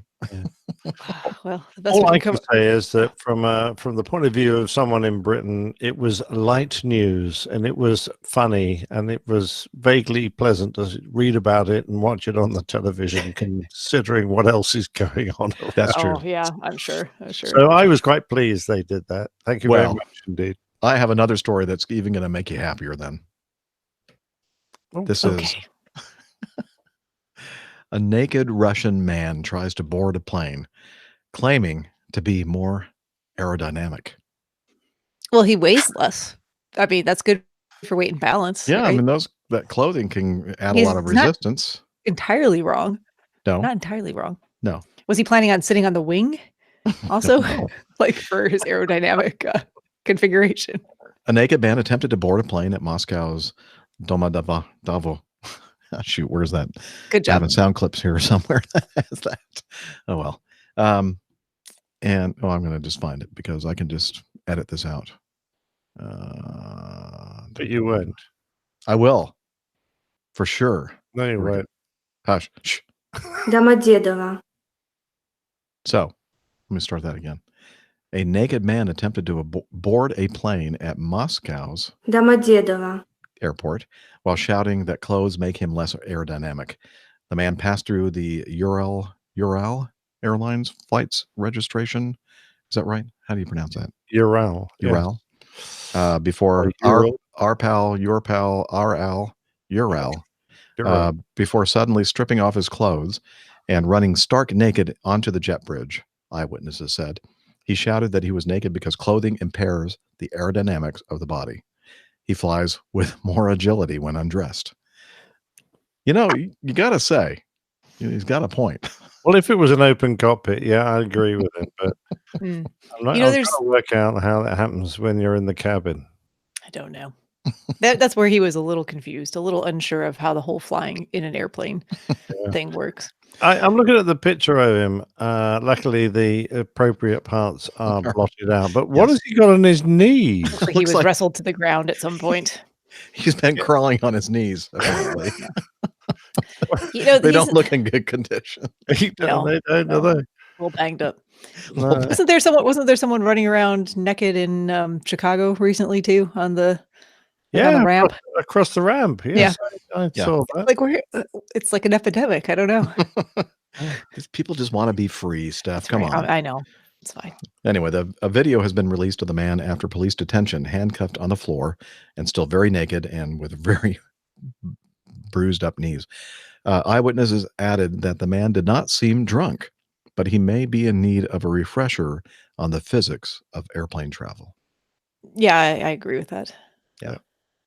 So that was interesting, I thought. And moving on to, let's see, how do I begin this particular one? You know, you can't live with them and you can't kill them. Yeah. Oh, maybe I shouldn't say that. Well, some people do, but hopefully. Yeah. This man, actually, he didn't succeed in killing his wife. He tried to kill his wife with a plane, a very nice airplane, by the way, a King Air in Botswana.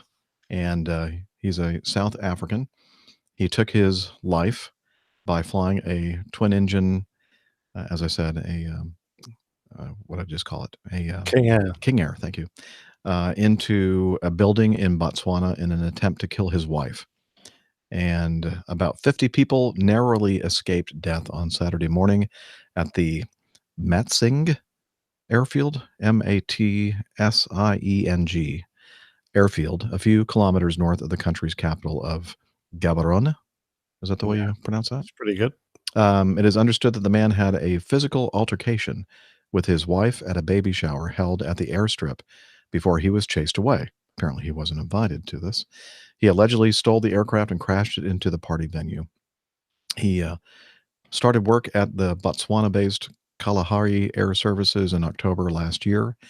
In a statement, the Matsing Flying Club said an uninvited guest at a party, who was identified as this man, got into a domestic dispute before leaving. And then minutes later, a King Air twin-engine aircraft allegedly stolen by him started making several low passes. By the way, I have a video here. Did you guys get a chance to look at the video? Yeah, dude, they're pretty low passes. Yeah, I did not. I'm looking very, at a still shot of it. So very low. And in fact, the guy that was filming this video had an opinion about this at the very end. So just be advised that there's some explicit language. Apparently, he must have known this guy. Anyway. A man said that the pilot called his friend who was at the venue. He phoned his one mate on the ground there who was still at the party, and he wanted to know where his wife was. The guy that he called started shouting so that everybody could run away. And then the man in the stolen airplane flew into the clubhouse. And he was the only casualty, while the clubhouse, control tower, and about 13 vehicles were destroyed. Yeah, pretty big fire from one of the other videos I saw. So only to be expected, I expect. Yeah, a tragic way to lose your life, and I guess he was just not really himself that day. No, apparently under the influence, and some people don't do well when they've had too much to drink and are in an emotional situation, and that's just I'm glad that nobody else was hurt. For sure. yeah, I mean that's the silver lining here. I guess. All right, and finally, this is a sad story. The Icelandic low-cost airline, WOW. Let me see here. Wow. Airlines, basically stopped their business. They ceased operations today, I believe, and canceled all their flights. They've stranded thousands of passengers. The carrier, which had been in funding talks with investors, flew from London, Stansted, and Gatwick in the UK. It said some airlines may offer flights at a reduced rate, so-called rescue fares, and it would publish information on those when it becomes available. He said passengers should not spend a fortune on alternative flights unless you were in a real hurry. WOW's website suggests a range of possible methods of redress as far as getting some compensation for this. And we'll include this article in the show notes. A lot of speculation as to why the airline failed. Apparently, they had a somewhat solid business model, and then they started maybe diverging from their business model. Some people speculate by adding, they started off with narrow bodies, and then they started adding the A330 jet to their fleet mix. And then all of a sudden, instead of being a budget carrier, a low cost type of carrier, they started adding premium things to their offerings. And several people said that this might be why things just kind of started spiraling downward. Nick, do you have any ideas? No, I didn't even know it was going to happen, and this is pretty much news to me because I've really been keeping track of them recently. So yeah, incredibly sad, of course. But, sad for the crews who've lost their jobs. That's always a nightmare, and we seem to have lost a bunch of airlines recently. We went through a period of great stability, but now Monarch and Air Berlin 2 years ago. There were about 6 went down last year, mainly pretty small ones. But this is the third this year. So Germania, Fly, BMI, and now WOW have gone down.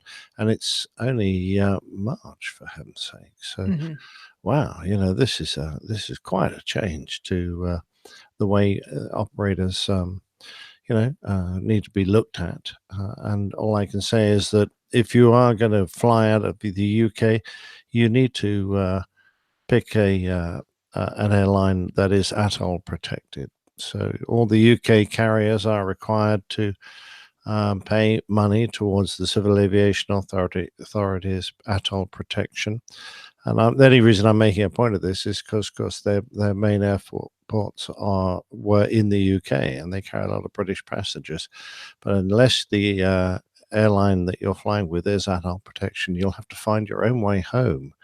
Whereas if you're an ATOL airline, then you will be flown back at the UK's expense. At the Civil Aviation Authority will organise rescue flights, and it won't cost you. Very good.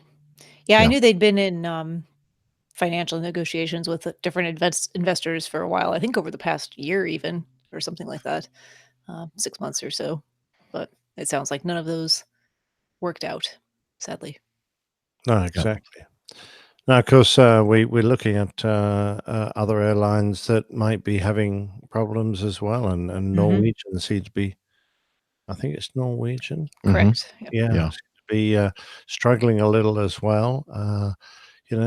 So either we've got just too many airlines trying to cover too few routes, or the competition is really tough right now. I don't know what it is, but might be a combination of the two.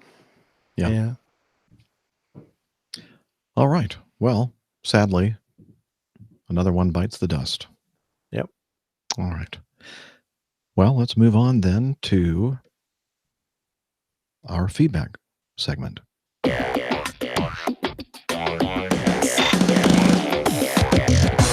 Captain, incoming message. All right.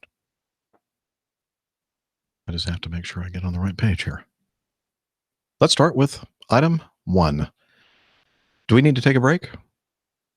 Everybody okay? I'm okay. I'm just working through dinner. Looks like Nick is too, or something. Oh, lucky you. I have to wait until I finish this. I'm chewing bits of coconut. Coconut. Ooh, Nice. Nice. I have nothing to. Sunflower seeds, but that's not going to work. Okay. Let's start it with item number 1 from Lou. Dear APG crew, regarding the GA airplane crash at Mansfield Municipal Airport in Mansfield, Mass., you covered in APG 364, I figured it may be worth giving some feedback as I happen to currently be a private pilot student training at said airport. While the airplane in question came from a nearby flight school, not the one that I attend, it still hit me and the rest of the community at 1B9 Mansfield Airport's ID pretty hard. While I wasn't a witness to the crash, as I was home, sick with the flu at the time, my flight school did have a special seminar for all its students on Saturday, March 8th about the crash. They went over the preliminary NTSB report, which I'll link to later in this email, and security camera footage from the airport and their own eyewitness observations to give some idea of what they think may have gone wrong and to teach the students on how to not make the same mistakes. First, a little background on the airport. Mansfield Airport is a non-towered airport with two intersecting runways. Runway 1432 is a paved asphalt runway, 3,503 feet long, 75 feet wide, and runway 422 is a grass runway with dimensions of 2,200 by 100. The plane that crashed was operated by a flight school at nearby Norwood Memorial Airport, which is a towered GA airport. My own guesswork here, but I assume that the student and instructor came to Mansfield to do some non-towered training of some sort. The weather that day was VFR, and the student, according to the NTSB report, had 7.6 hours of dual flight time. The plane was a Cessna 172. The airplane was attempting to make a landing on runway 32, which, as I stated earlier, is 3,503 feet long. The pilot, however, came in high and fast, was floating down the runway in ground effect, and didn't do a landing flare until he was about 2,800 feet down the runway. He then seems to have tried to initiate a go-around, but for some unknown reason, the pilot then climbed while performing a steep right turn despite the airport having a left turn pattern. He then fell into a spiral and crashed nose first near the grass runway. According to my instructors, the pilot apparently bounced several times coming down the runway before attempting the go-around near the end. It also appeared as if there had been a stall leading to a spin on the attempted go-around due to excessive nose-up trim. The pilot then did that bizarre right turn, and the instructors speculated that for some reason someone in the plane decided to attempt a landing on the grass strip instead of completing the go-around. Witnesses and security video also heard the engine dying down just before the spin, as if the throttle or mixture were pulled. Again, my instructors speculated that perhaps someone was just trying to get the plane down as soon as possible and pulled back on the power for some reason.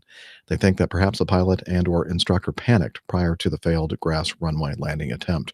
Anyway, their general thought that this was an attempt to land on the grass strip that was the final link. Anyway, their general thought was that it was attempting to land on the grass strip that was the final link in all the mistakes that resulted in the crash. Anyway, this was just a summary of what was covered during the special seminar and the NTSB report, but I figured it was worth sharing more details on what went wrong with fellow members of the APG community. I lurk in the Slack room as well, so I can be reached there if anyone else has any other questions. And again, this is Lou from Massachusetts, and he has a link to the NTSB preliminary report and information from airnav.com about the Mansfield Municipal Airport. And there you have it. A sad situation. Yeah, sad indeed. I mean, it's kind of, like I said, it's kind of strange why they weren't able to just initiate the go around. I don't know if they have, do you say there were trees at the end of the runway there or anything? That would be, doesn't sound like it. I don't know. That would be a obstacle that they might not be able to clear if they had attempted to land so far down the runway and then tried to initiate a go around. But yeah, I don't know. Isn't, Interesting thoughts. these kind of things, the stall spin kind of accidents are pretty common, aren't they? I mean, not common, but not common, but in terms of things that are fatal. Fatal accidents, they yeah. seem to be pretty high up there on the list. Okay. Yeah, either on, usually, yeah, I was going to say usually on, seems like it happens more often when people are doing pattern work or when we've seen a few where people have been on approach and something has thrown them off, such as changing runways last minute or something like that, or traffic that they weren't expecting, and airspeed gets away from them and they have a stall spin issue. So was the last show we talked about the Cirrus that crashed up in Buttonville Airport in Canada? I think have. I don't know. I don't think you were on that show, It Steph. was the last show. Okay. another case of airspeed very, very low and attempting to make the airplane fly. And, I don't know all the numbers on a Cirrus, but the speeds that they were talking about seemed really low for that airplane. Mhm. By the way, speaking of the Cirrus, Mhm. we talked about the cruise ship rendezvous, the guys that Yeah. use the what is it called again? The The caps. caps, Cirrus CAPS airframe system. parachute system. Yes.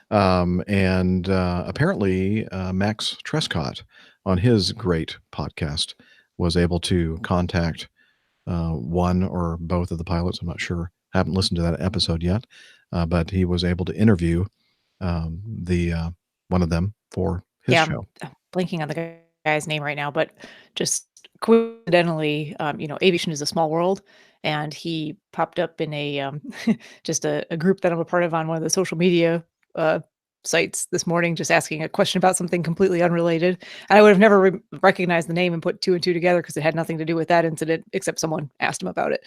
So It was like Reagan something or other, like a German sounding yeah, name. I forget Yeah, I exactly, forget too. but Oh, and as long as we're kind of, what's the word? When you promote something, you plug. As long as we're plugging, I'm tired. As long as we're plugging podcasts, and we always talk about how great the Airplane Geeks podcast is. oh yes, They had somebody that everybody here in the APG community knows as the good-looking Captain Jeff. I don't know why they call him that, Colonel Jeff, and he is a former F-15 pilot and a current 737 captain.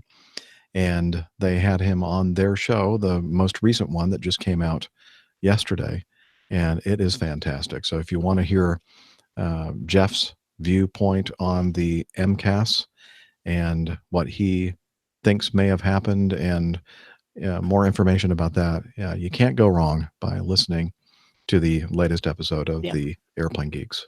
Really well thought out, great episode. Highly recommend. Yeah. So A++. All right. Item number 2, Devon. Ahoy, crew. I'm an av geek from Edmonton, Alberta, Canada. A couple of years ago, while working on the ramp at Edmonton International Airport, I decided I wanted to fly airplanes. And after getting my PPL, I had to take a break for a few years, what with flying being so expensive. I discovered your show about a year ago, and it made me decide to buckle down and go for it. And as a 26-year-old, I have nothing but time. Unfortunately, I was unable to get a Category 1 medical because of an eye issue. Aviation dreams not crushed, though. If I can't fly them, I'll keep them flying. We'll start an aircraft maintenance engineering course in Calgary shortly. Another of many stories of your show pushing someone to pursue a job in a field we all love. Keep up the good work, and congratulations to Captain Nick on his upcoming retirement. Oh, that's And very again, kind of. Thanks that's very much. from, And, yeah.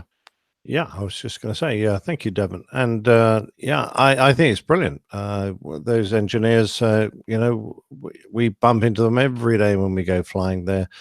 They're fixing things, chatting to us, talking us over the tech logs and the snags and the aircraft. We always interact with them very well. And I think if you can't be a pilot, that's one of the great occupations to have in aviation.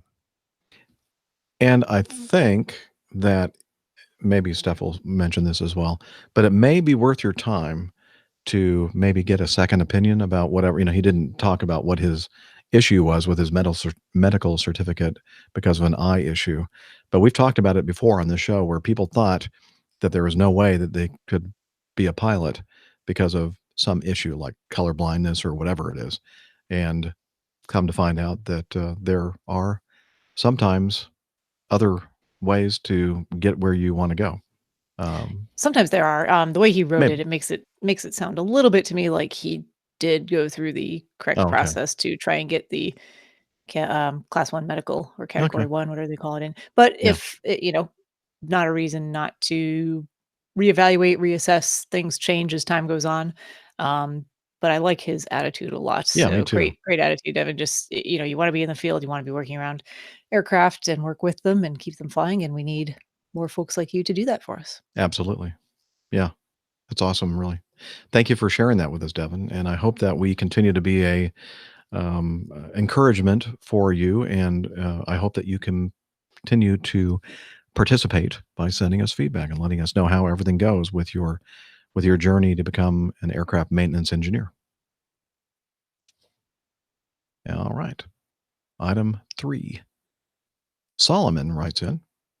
Solomon here, love your podcast. It made the commute to and from the North Bay area bearable. I do have 2 questions for you. How does Southwest keep their prices so low? And how do you feel about their boarding process?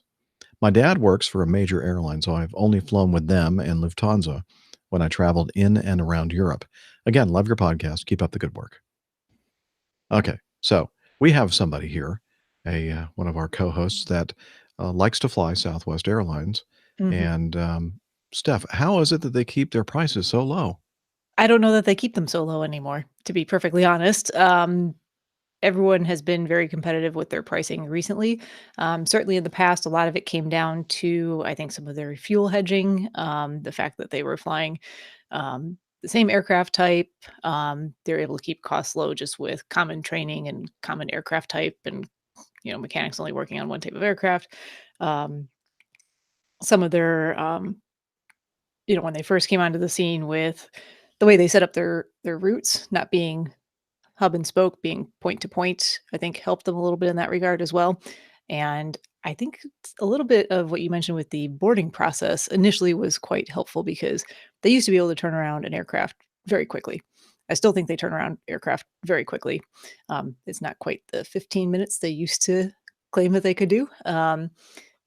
But you alluded to it, the fact that they don't have assigned seating on their aircraft, which is a little different than most aircraft or most airlines. I'm trying to think if anyone else does no assigned seating. Didn't Ryanair do that as well? But I guess they don't do that anymore. I don't know. Yeah. Well, Southwest still don't have. That's right, Jeff. Yeah, they used to be just a bun fight, go and grab any seat you want, but I think they do assign now. Yeah. So Southwest do not assign seating, which I actually kind of like. If you can guarantee that you are able to check yourself in reasonably early for the flight, so as soon as that 24 hours before your flight clicks around and you can jump on and sign yourself in, check in for the flight, you usually have a reasonably low boarding number. So they board by numbers and groups, and they'll assign you to a group A, B, or C, and then a number 1 to 60, I think, within each group. And whatever number you have, that's what order you get on the plane in. So if you're up in one of the first few numbers, if you've paid attention to what was going on, then you can pick whatever seat you would like that happens to be open. If you want a window, great. If you want an aisle, great. If you got a bunch of people who need to sit together, great. If you weren't so quick on it, then you're kind of out of luck. You're probably looking at a middle seat, probably somewhere down the back. And I will say, though, that for the most part, I've seen where folks with, small children or are trying to sit together and they are the last ones getting on the aircraft for one reason or another. Maybe it was a tight connection and they couldn't get there in time for their assigned boarding place. People are generally reasonably willing to switch seats to accommodate people. I've never seen it not work out well if that happens. What happens at the gate when they open up the gate? How do they stop people from jumping the queue? So everyone knows what their number Tasers. is. Yeah, tasers. I was going to ask if they're bullwhips, but Nope, taser would be even better. they have one group line up at a time. They've got these stanchions or stands kind of marked out along where they're going to have people line up to get on the flight. So they can line up 60 people at a time to get on the plane and reasonably orderly. And they'll take the first group of 30 from one side of the line and then the second group of 30 from the other side of the line. And once they've mostly found their seats, then they'll get the next group. So do it A, B, and C. So when you're lining up, do you have to ask everyone what their numbers are to sit Yeah, people generally do because they have it blocked off by groups of 5. So you can kind of figure out if you're number, 8, that's going to be somewhere between 5 and 10. So it says 1 to 5, 10 to 15, or 5 to 10, 10 to 15. You can figure it out. Oh, okay. Amazing. Well, it works pretty well. And most people who fly Southwest know what the process is. That's what I was going to say. If you're new to it, then I'm sure the people who are new are confused usually. But there are no shortage of people who are willing to tell them exactly where to stand in line. Right. Exactly where to go. Yeah. Go No, down you're there. behind. You're behind me. No, you're in the You're next group. last. You don't need to be standing here. Kids, go back and sit down. I mean, the whole airplane boarding process is a science and voodoo. It's like airlines have been experimenting with this for many, many years, and they will continue to do so. I think the reason why Southwest is a great airline because just the product that they offer is really really a good product, and it's different than everybody else. But they're successful with it, and I think that sometimes the confusion comes in when they're referred to as a low cost airline. I think what technically, yeah, because their costs Their costs are are low. low, because as Steph said, all the pilots fly one airplane type, not a whole fleet of differing airplane types. Really cuts down on the training costs, and it's just. But I think people They've when they had hear, good. They've had good management. They've had yeah, good. I mean, they've really, and an element of luck too in terms of what they were able to do with keeping fuel costs low over yeah, years where it was not as you so low mentioned, for that other. the hedging was Mhm. a brilliant thing that they no longer benefit from. The fuel hedging. But the other thing I wanted to say is that low cost for the airline doesn't necessarily equal low ticket prices. And they do another very clever thing. They are not, when you go to look for a flight from Mhm. Atlanta to Chicago, you're not going to be able to compare their prices directly on the same site like Kayak or Right. Travelocity or whatever. They're not listed on those sites. You have to go directly to the Southwest site. And I think that is to their advantage because now Because you're people don't want to look around a whole bunch of different places. They just right. go, "Oh, that looks fine. We'll They take do that." have sales every now and then that are just amazingly cheap. If you can book early, if you know where you're going, if it's not a last minute thing, it's Mhm. typically still very inexpensive. I can say the same thing for the other, quote unquote legacy or major carriers in the US now, though if you know your travel plans pretty far in advance, they're going to be right there with what Southwest is offering for the most part. I think Southwest still does have better sales when it's a true sale. Mhm. Um, I never seem to benefit from the routes that they have sales on, though. It's always like somewhere Yeah. obscure to Well, you somewhere always else kind of go obscure. at the last minute. I know, and I never book far enough in advance. Although I did just Yeah. book a flight with them the other day for June, so that was pretty far Oh, in wow. advance, and it was very reasonable. It was round trip to Chicago for, God, I think it was under $300. Might have been 250. It was Now, not. my only experience with Southwest Airlines was that when I was trying to travel on my airline, non-revenue, back from San Francisco to Atlanta after we had a Hawaii vacation with my family, and one of the flights had a mechanical issue, and because we were standby passengers, that's just about the worst thing that can happen when they cancel a flight. And so we kind of panicked, and I went over and purchased 5 tickets, $500 each, to go from San Francisco to Los Angeles. Ouch. So That's in that pricey. case, they were not a low-cost airline for us. Now, in hindsight, I learned all about the Z fares and how that process works, and I spent an incredible amount of money, more than I should have. But again, it was like under that time pressure, and we thought we need to get to Los Angeles so we can continue our trip back to Atlanta on my airline. And yeah, it just we should have taken more time, and I should have done a little bit more research on how to use a Z fare with another airline. And it was an expensive mistake, but we still had a great vacation, and it was worth it. But the experience on Southwest from San Francisco to Los Angeles was wonderful. Great airline. Loved it. They like to, not that other airlines don't joke around, but they tend to joke around a little bit. My favorite most recently was, most people will know that they just started flying to Hawaii. Um, there was a flight that landed the other day where the flight attendant got on after landing and said, "We would really like to be the first to welcome you to Hawaii. Unfortunately, we can't do that. Welcome to Chicago Midway, where the temperature is 33 degrees Fahrenheit," which I thought was clever. And maybe perhaps I think that happened after uh, the flight that went to Edinburgh instead of Oh, Dusseldorf too. I'm So maybe there very, was a slight very slight topical. jab there. I'm not sure. Love it. yeah. All right. Well, hopefully that helped Solomon. And we should continue with Zach. Zach is from Michigan, and Zach sent us some audio feedback. Let's listen to it. Hey there, APG guys. My name is Zach. I'm from Kalamazoo, Michigan. I hope you all had a fantastic St. Patty's Day. I just wanted to reach out and do my first audio feedback, and wanted to go back a few podcasts ago to a fellow that sent in a feedback. He's currently working full time and has kids and is married, and decided to come out, as you put it, and go and say that he wants to become an airline pilot. I've been in kind of a similar boat. I'm working on my instrument, but I'm working full time, and I'm married too. And it's kind of an inspiration to hear other people making that decision to pursue their passion. And I like to hear other feedback from people to see what it is they're doing to make that dream happen. So it's cool to hear from other people that are working up through the path of becoming coming into a career in aviation. Anyway, I had a question about working on a large airliner or a large jet. I know that on my 172, when I'm taxiing, I use the rudders to steer the plane, and I can use the brakes on the top of the rudder to stop or assist a turn in a tight turn situation.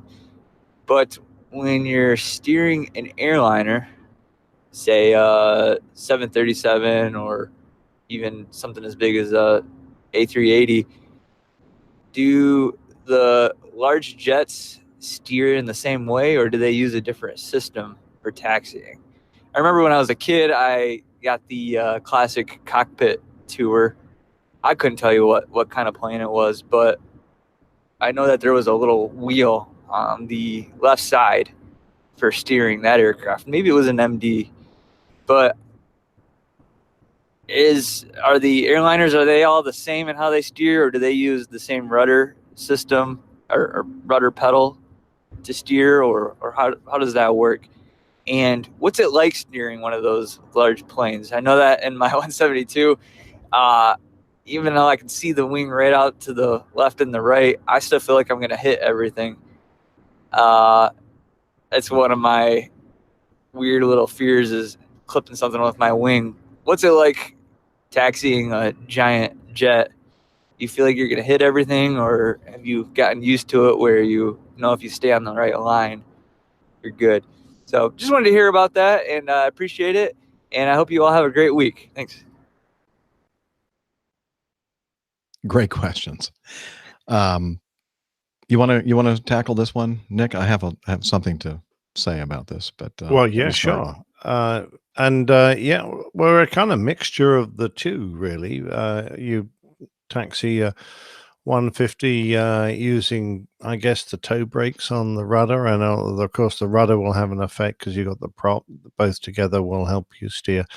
The on an airliner, we use the tiller, as it's referred to, the little wheel, and on an Airbus, it's steer by wire. So that tiller isn't actually physically connected to anything other than a computer. And it's actually one of the hardest things to get used to when you're operating an Airbus, certainly the big ones, is the fact that you can turn that tiller just as quickly as you want, but it's much slower period of time for the nose wheel to actually turn. And you kind of have to know where you want that nose wheel to move to. Because if you overturn the tiller, by the time the nose wheel is eventually cranked round by the hydraulics to point in the direction you want to go, if it's too much or too little and you make a sharp movement with the tiller, the airplane will lurch about quite badly. So to taxi smoothly takes a bit of practice. But that's how it's done. It's done on the tiller. Of course, if you let go of the tiller, as long as you're on a reasonably straight leg, you can use the rudders to steer the aircraft as well, because the nose wheel steering is also connected to the rudders, albeit you only get like 5 or 6 degrees movement. So it's enough to keep you tracking on the center line of a straight taxiway. So if you don't want to have to hang on the tiller, you want to move your hand off and do something else, you can use the rudder pedals to keep straight. And certainly during the takeoff run, we don't hold the tiller to keep the aircraft straight on the initial part of the takeoff. We let go of that, and the rudders that we move initially, there's no aerodynamic effect coming from the back of the airplane from the rudder. It's all happening from the nose wheel. But as we transition through our speed range, and we in the Airbus get to around about 100 knots, the nose wheel steering effect is faded out, because by that time you've got enough aerodynamic effect from the rudder to keep the airplane straight. And that well, certainly on the Airbuses I've flown, that's beautifully seamless.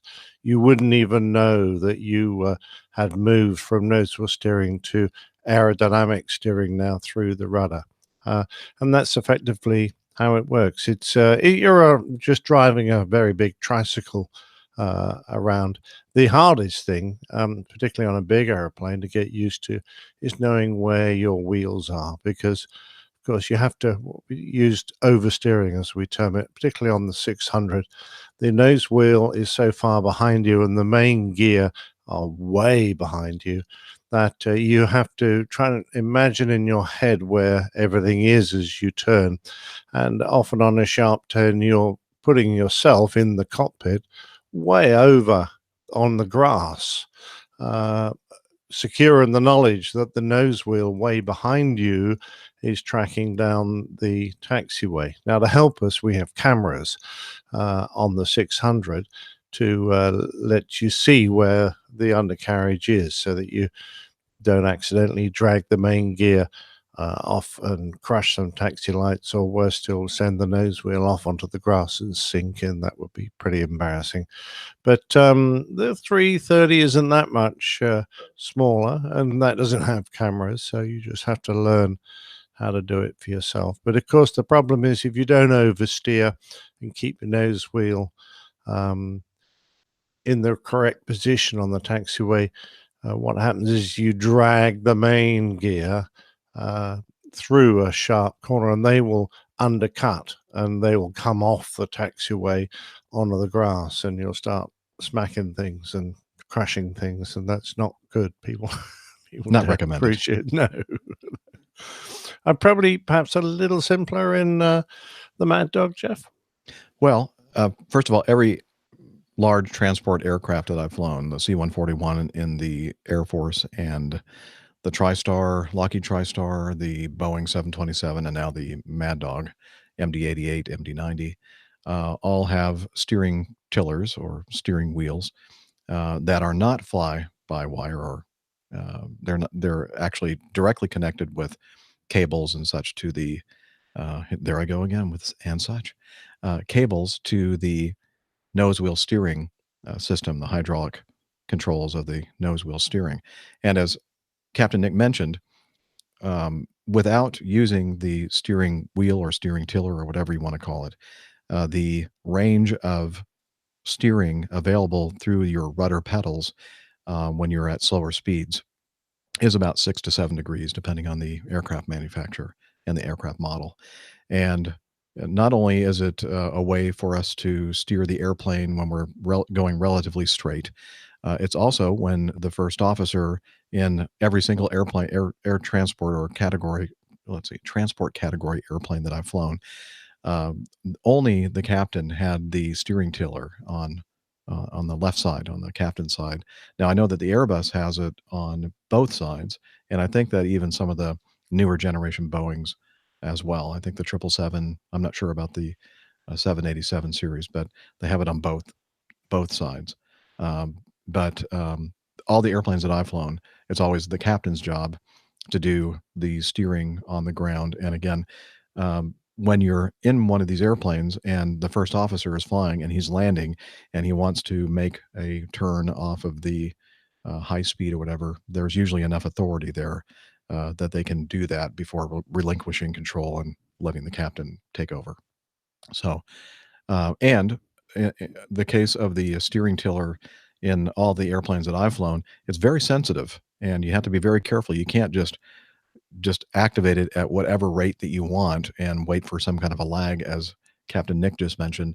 I mean, I can send flight attendants into people's laps or onto the floor very easily if I'm not very careful about the way that I'm steering or activating the tiller. Again, that's all connected to the hydraulic system that is controlling the position of the nose wheel. And as Captain Nick mentioned, as you're rolling down the runway, you don't use the steering tiller. That's overkill. You just use your rudder pedal steering, and then at a certain point, the rudder has enough air going past it, and that becomes the primary means of keeping the airplane going straight down the runway. It's a bit of an art, wouldn't you say, Jeff? Yes. Learning to taxi smoothly.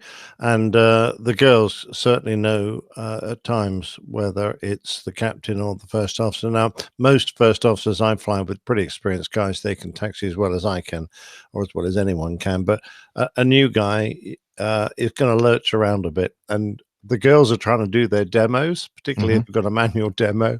And it can be really hard for them when they're standing up in the middle of the cabin. And you're quite right, some of them will end up in a passenger's lap. Yeah, you have to be mindful of that when you're taxiing the airplane around, trying to be as nice and smooth as you can.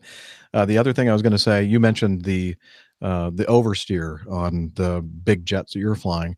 Well, believe it or not, the Mad Dog, if you look at that airplane, you look where the nose wheel is and where the main gear is, because it's been stretched. It's a DC-9 that's been stretched and stretched and stretched over time. Is quite long. The wheelbase, the distance from the nose wheel to the main landing gear, is one of the longest wheelbases out there on any airplane. Wow. And we have to pretend that we're flying a 747 or an A340 when we're taxiing around, and we have to make some nice tight turns. You actually have to do the same kind of oversteer that Captain Nick is talking about. Otherwise, you're going to drag one of your main gear wheels in the grass and hit a taxi light or whatever. And in fact, there are certain places that we go, there are notes that say, do not use this taxiway because it's the angle is just too great, and there's a really good chance you're not going to be able to do it without dragging one of your wheels in the grass. Now, isn't that interesting? Because there are a lot of airfields where on the 600 there are taxiways and corners that we aren't denied permission to use because there's no physical way that we can actually get the airplane around the corner without dragging the main gear off the taxiway. Yeah. LaGuardia is one that was especially tricky, landing on runway, 31. There was a very tight taxiway. I think it was Sierra or Tango. I can't remember now. It's been a while since I've been at LaGuardia. And I think at some point there are so many people that accidentally cut it too close and had that understeer with the main gear and drug a wheel or two through the grass and destroyed taxi lights, that our company basically said, do not use that taxiway because it's getting too expensive. But we don't have any cameras or anything else to just help where us. the LaGuardia Improvement Project Fund. Yes. Exactly. Oh, and the other thing, interestingly, he's talking about how how concerned he is or scared or whatever, taxiing the airplane because of the wingtips. The number one, I don't normally have nightmares, but if I ever have a nightmare, it's one of these it's the strangest thing. It's always involving taxiing an airplane, not on an airport, but in a city somewhere with my wings sticking out and hitting things. And I wake up in a cold sweat. That's thinking the spooky pilot hell dream. I don't know what the heck I'm doing in the middle of a city street with my airplane, but so apparently subconsciously it's something that is something that concerns me because it doesn't come out until I'm in my, subconscious world of sleep. I love it. It's so fun. And I've talked to other pilots and they say, oh yeah, I have that same dream. I know what he means though, because even in the 172, sometimes you're parking in between rows of aircraft that are similar. I mean, it's just scaled down is all it is. You still don't have any more space for your aircraft. You still have No, to be that's mindful. exactly right, Steph. Because if you're in a parking area with little airplanes, you'll have very little taxiways. Exactly. And And little spaces to I've park ridden in GA airplanes and thought, oh my gosh, we're going to hit all these airplanes. Fred's taxiing around. I'm thinking, oh, this is not. Well, that's exactly what I was thinking of. Yeah. That little airport that Fred Yeah. flies out of. It's terrible. Of course, the one advantage he has, you can see his wingtips. Right. We Yes. can't see our wingtips. We're having to, use That's one of our the things it's hard imagination. pressed, because when you don't see it, then sometimes it's easy to forget that you have these wings. Out of that are sight, way out of mind. Exactly. So one of the things we do also, I guess, Zach, that would kind of give you an idea of how we manage, how we taxi the airplane, is that one of the things that you learn when you're on your initial operating experience, because normally they don't even talk about it when you're in the sim, because it's like you'll learn it when you're actually on the airplane. They'll say, okay, look at these concrete slabs. And all these slabs have these, what do they call those lines that separate the concrete slabs? Expansion joints or whatever. And I think that there is like a standard measurement for how wide or how long these concrete slabs are. And most people say, in our airplane at least, and from where our cockpit is situated as far as height above the surface, that if you go out 2 of these concrete blocks, that's about where your wingtips are. So when you're taxiing and you see, the first line and the second line, and you're getting close to, or you're passing another airplane, and you're looking at it and going, ooh, that looks pretty close. If you can see that second expansion joint and you're on the center line, you should be clearing that airplane or obstacle or whatever else. But still, sometimes it looks awfully close. And if it really looks bad, then you just stop and have somebody go out there and, wing walk for you. Or even in my jet, you can open up the window and stick your head out and actually see where your wingtip is. But you have to. I've done that before, actually. Yeah.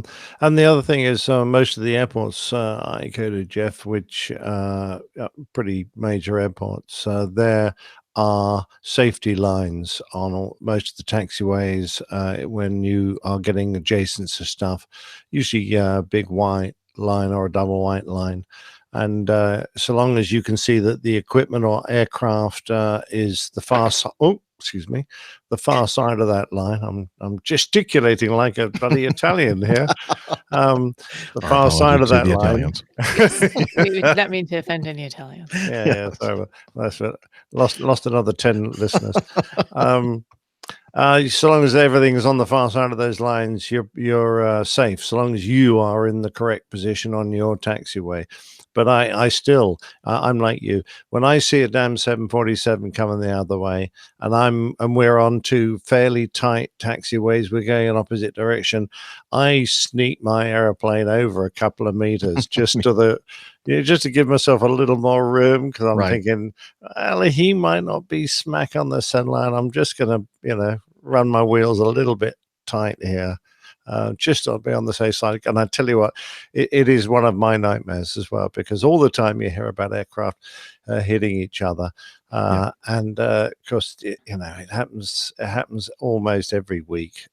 And Jesus, expensive. And the one thing you really don't need to do is to hit another aircraft of your own airline. If you're going to hit another airplane, make sure it's somebody else's out. Yes. Take out the opposition.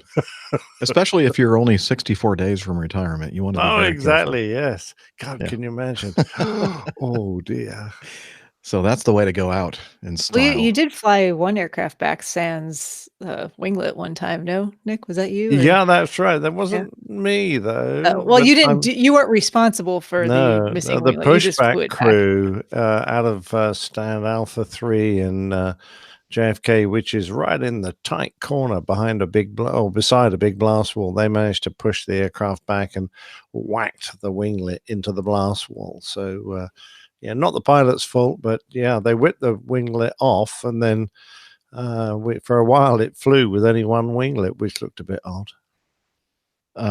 We operate into Detroit Metropolitan Airport, and on the gates that are on the east side of the terminal, there's not a lot of room there, and they have these taxi lines, and supposedly that if your nose wheel is on that center line, the other airplane, another McDonnell Douglas product coming the other way, or whatever other narrow body it is, if they're on their center line and you're on your center line, supposedly you have clearance. But sometimes I'm just like, oh, I don't know. This is really terrifying me because it looks like we're way too close and we're definitely going to hit that airplane. And yeah, and as you said, if you have any room at all to wiggle like one direction a little bit wider, then we'll do it. But in one case on the south side, you can't really go too far to the right because there's this wrought iron fence that's over there, and you're going, oh, that looks close too. Between the devil and the deep blue sea. Yeah. So I think that is something that really is a fear of mine, that I'm going to hit my wingtip against something. Yeah. Hope it doesn't happen. Okay. That was fun talking about. Thank you, Zach. And let's see. Continuing with. Oh, okay. Ash, are we ready for this one? This is No, I'm sorry. That's another one. This is a best route to get to the airlines from a rotorhead. So that's his question.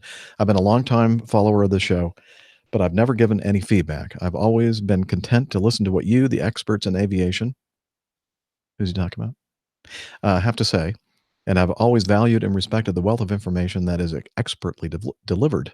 I find the four of you very entertaining and always informative.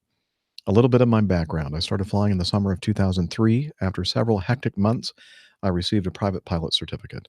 Soon after that, I was accepted to fly the Apache helicopter for the Army National Guard. While at flight school for the military, I was given an opportunity to test out and receive a private helicopter commercial and instrument endorsement on my license. No complex or multi-engine. After flight school, I went home and met an incredible and ultra supportive person that I fell in love with and have been with ever since. We now have 2 children and a dog. We even have the white picket fence in the front yard. I've always had a deep passion for aviation, and my heart was always with fixed-wing aircraft, even though I've spent 0 hours at the controls of an airplane. After 2 deployments and countless days training, I have achieved several thousand hours in a helicopter with 2 turbine engines and was a pilot in command for many years. Unfortunately, I've spent very little time flying in instrument conditions, and my oral knowledge has been just enough to get by. Yeah, me too. This is due to the fact that if I can't see a target while flying the Apache, I can't engage the target, so instruments have always taken a back seat for me. While in the National Guard, I've always had other career paths to follow. I was first an engineer, and later I found myself managing a digital forensics laboratory for one of the 3-letter agencies. I've also done a million other things in between. I retired this last October from the Army Air National Guard after 24 good years under my belt. Yay. Thank you for your service. I never went to college, so I obviously don't have a degree. My last position in the Guard was a full-time position and was our primary source of income for the last 5 years. Now that my military career is over and I haven't been behind the controls of an aircraft for over 5 years, I still have deep desire to fly. I have run into some unique medical issues that have been rather difficult to resolve, requiring additional time and effort that most pilots have not had to address. But I'm working through them one at a time. He puts in parentheses, vague, I know, but I would rather not disclose too much to strangers. Is he talking about us? Yep. Are we strange strangers? Okay. And So that was very wise. Yeah, you're right. We don't need to know. Ordinary strangers are fine, but not strange strangers. Yeah. So here is my question to you professionals.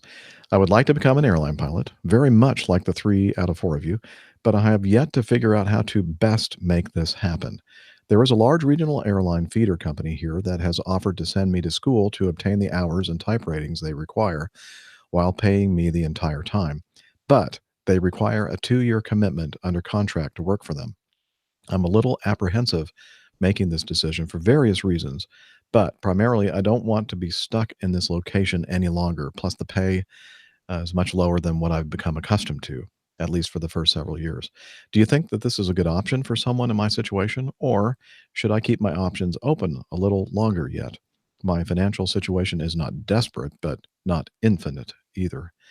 Any help or advice would be deeply appreciated. Thanks again for the awesome show and keep up the great work. Clear left, right, and above. Again, that's Ash. Great. Oh, lovely Ash. letter. Yes, very well And written and composed. Thank you as well for your service. I know Jeff said that Yes. already. I couldn't unmute. Yeah, fast but you enough guys to were agree. muted. I'm sorry, I didn't mean to catch you off guard with Okay. that. So I know that this outfit that you're talking about with the transition, the rotor to fixed They wing. just call it rotor transition. Rotor transition. Okay, sounds like Steph might know something about this. So Well, I know it sounds like I know about what Ash knows about it. Okay. I know about there's at least one regional I know of, which is I think the one he's referring to, but it may be other regionals as well that have rotor transition programs because they are interested in taking military pilots. You can in terms of hours required, it's lower than other pilots, so 750, but then you also need 250 hours of fixed wing time, I believe. So that's what most rotor pilots are missing, is that 250 hours and potentially ratings to get through to get their full ATP, depending on what type of flying you've been doing. So it's all about getting those hours, getting the additional ratings, and trying to figure out how to do that in as economical pathway as possible. It is nice looking at some of the programs that are offered by the regional airlines, just because there are guarantees and bonuses, but then they usually do come, like you said, with a commitment to fly with that company for a reasonable period of time. I think where, and again, I think some of this is changing potentially, but not having that college degree, you really may be looking at the regionals, at least for a while starting out. It just becomes an issue of how you get to that point of actually starting to fly the line with them. If you're going to do it with a company that guarantees, your or gives you a signing bonus and a pathway to get that stuff done in terms of a training school, a flight school that they partner with, or versus doing it on your own. And I do know folks who have done that as well. I don't know with the net, because I know folks who have used their GI Bill to pursue some of that as well. I don't know what the National Guard offers in terms of those benefits. I know that we have several people that listen to our show that are part of our community have gone through this program. And so perhaps those of you that are listening who have might be able to help us answer this question for Ash. Yes, please do. Yeah. Please do. Yeah, I understand his concern about, obviously the pay is not going to be very good, or at least what he's accustomed to those first couple of years, and kind of, locking yourself in to a company for a 2-year contract while, all kinds of crazy things might go on in the meanwhile. I understand that concern. And I will say this though, 2 years sounds like a lot of time, but 2 years goes by pretty quickly also. I wouldn't be too concerned as long as I've done my research on the company that I'm joining, making sure in terms of their stability and whatnot. And most of the companies that the regional carriers that offer these transition programs are stable, as far as I know. It's not someone who's likely to go under or be acquired by someone else. Yeah, but if they as go long as you have under, that stability, presumably you've had your training, and yes, and then you're off the worry. hook. Exactly. Yeah. Exactly. But yeah, I think the big question more for Ash is what to do about pursuing that college degree. If your end game is trying to get on with a regional, or not with a mainline carrier here in the United States, and you don't have that college degree, it may be a while of waiting before that becomes reality, even though I think a lot of us think that's moving that direction. I don't know if you would want to consider working on that in the meantime as well. There's a lot of online opportunities for college degrees these days as well. But I think if it were me in your shoes, it would be get the ratings and the fixed wing hours done as a priority and figure out what works best for me personally to do that, whether it's a local flight school and tapping into the resources and potentially military benefits to do that, or if it's taking the more of the bonus offers and guarantees from a regional carrier. Yeah, I agree. Again, those of you out there who have gone through this and have, more recent experience with it, please let us know, and so we can give this information to Ash. And the other thing that Jennifer in the chat room is saying that many regional airlines do have these transition programs, so there might be one that perhaps doesn't lock you in as long as 2 years, or might have some kind of a buyout. Might be in a more clause. favorable location. Yeah. All kinds of things. And also she says that she recommends the Aviation Careers podcast. Lots of info about this kind of thing there as well. So very good advice from Jen Niffer. Mhm. Anything to add, Captain Nick? I wish I had more experience of this sort of thing, but I'm afraid this is more your field than mine. Yeah. And even for me, it's like, I know that there are people that are doing this thing in our community, but I don't really know much about it. So, yeah, we're at the wrong end of our careers, really, to offer this kind of advice. But there are plenty of people out there who are very savvy and more than willing to contribute. So I'm sure they'll send some information in. I'm sure of it. Okay. Let's see. Patrick sent us some audio feedback, and let's listen to what he has to say. I love coffee. I love tea. I love the APG community. Coffee and tea at 35,000 feet. A cup, a cup, a cup, a cup, a cup. Hey! Hey guys, Patrick Bliss here. It's the Cockpit Crooner. Last time I talked to you, I had called in with a little bit of feedback, a question about these sort of airline pilot farms, things like ATP Flight School or FLT Academy. And you guys had some great feedback. Since then, and actually on that same episode, another fella called in and you made mention of the Air National Guard or the Air Force Reserve as potential training avenues. And I wanted to share my experience there because that particular episode inspired me to follow that example. I've taken the Air Force Officer Qualification Test. I've taken the TBAS. That's the test of basic aviation skills. Both are required to be considered for a UPT or undergraduate pilot training slot with either the reserve or Guard unit. And as it turns out, these slots are incredibly competitive. In fact, most of the people applying for a training slot already have 100 plus hours, and some pretty often they at least have private pilots, and half the time they've got a bunch of other ratings. So if you're looking at it as a primary training resource, or you're hoping that the military can pay for your training, it's possible, but unlikely unless you just really ace the rest of your submission package. Now, to make a long story short, and maybe I'll do the whole story in another feedback at some point, I lost my job at the end of October last year. I was an insurance agent. Believe me, I've done a little bit of everything.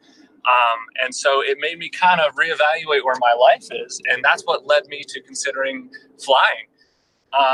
Because I've always wanted to fly. It's just been one of those things that seemed like it was a little out of reach. And honestly, it still is. I don't have the money for it. So I'm exploring scholarship opportunities and, Air Reserve and National Guard and whatever is out there, grants. And so I wanted to say for all of the younger APG listeners out there that if you are graduating high school or still in college, go for all the scholarships and opportunities you can right now, because once you're out of college, there's just not much available for you, and it is difficult for somebody who wants to get their PPL on a budget. So do it now, do it now, do it now. It's a good time to do it. Definitely do it now. That's all I got for today. I'm going to do some more soon, I think. I'm about to run out of my 3 minutes, and so I'm going to cut it short. But I just want to say what an inspiration you guys are. Nick, Jeff, Dana, Stephanie, or excuse me, Dr. Steph, you backstabber. I really appreciate what you guys do. And really keep it up. Keep up the good work. All right. Thanks, Patrick. He got in within that. Actually, it was a little over 3 minutes. Somehow he managed to skate through. Did he use the speak pipe thing? I think he did. Apparently. I believe so. Okay. He thought he only had 3 minutes. Yeah. Excellent. Great singing. I see now why he calls himself the Cockpit Crooner. And great. I don't know. I thought he went a little flat on the last couple of notes. Oh my gosh. Should we just call you Simon Cowell or what? Oh my. It was lovely singing. Far better than anything I can do. So I cannot criticize. Come on, Steph. Yeah, I want to that's true. hear Crooner and Captain Jeff in a duet. Ooh, Me yeah, too. that would be lovely. That would be fun. Some nice Yes. harmonies going on. And I'll be able to sing with somebody that when I start going to the harmony, that they don't try to sing the harmony too, with and you to stay on the melody. Yes. Anyway, Patrick, great feedback. Thanks for taking the time to do that. Very entertaining as well, and good points to be made. Yeah, we do talk about, if you have the opportunity to get on with the guard or the reserve, that's a good way to do it. They'll pay you, and you'll get great training. But you're right. I mean, it's not it's not like you're just going to sign up and they're going to say, "Oh, okay, come and fly one of our jets or whatever." It's very competitive, and I would say that perhaps some of the maybe more out of the way places might be easier to get into their units. Probably the places that are in the bigger metropolitan areas are probably much more competitive, but maybe they're competitive everywhere. I don't know. I'm somebody that doesn't have that experience, but good point. Good advice from Patrick. Anything else to add, Dr. Steph? No, I think he had a lot of good advice. Couldn't have Yeah. said it better. Absolutely. And great feedback. Love it, Patrick. Send him more. Yes. More singing.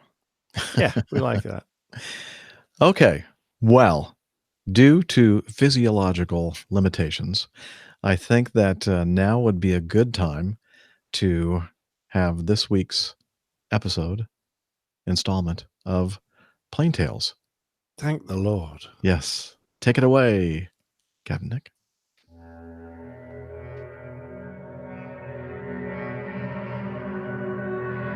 The Old Pilot's Plain Tales. Tenerife.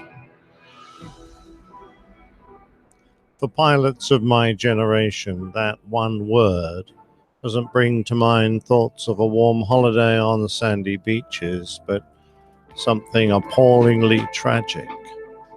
Today's the 27th of March, and it's the anniversary of a story that has affected many people, in many families, in many places around the world.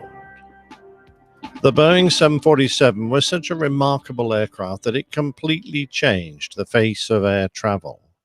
Originally designed as a proposal for the USAF's need for a very large strategic transport aircraft, when one trip the president of Pan American World Airways asked Boeing for an airliner twice as big as the 707, they already had something on their drawing boards that could do the job. Joe Sutter was transferred from the Boeing 737 development team to manage design studies for the new airliner, and Boeing agreed to deliver the new aircraft by the end of 1969. So short was the time scale, about 2/3 of what was normally expected, that the people who worked on it to bring it home were nicknamed the Incredibles. Developing the aircraft was such a technical and financial challenge that the management was said to have bet the company when it started the project. Despite going into debt by more than $2 billion, the gamble succeeded, and from this vast undertaking came an aircraft that is known worldwide as the Jumbo Jet and has become an icon worthy of its title, Queen of the Skies.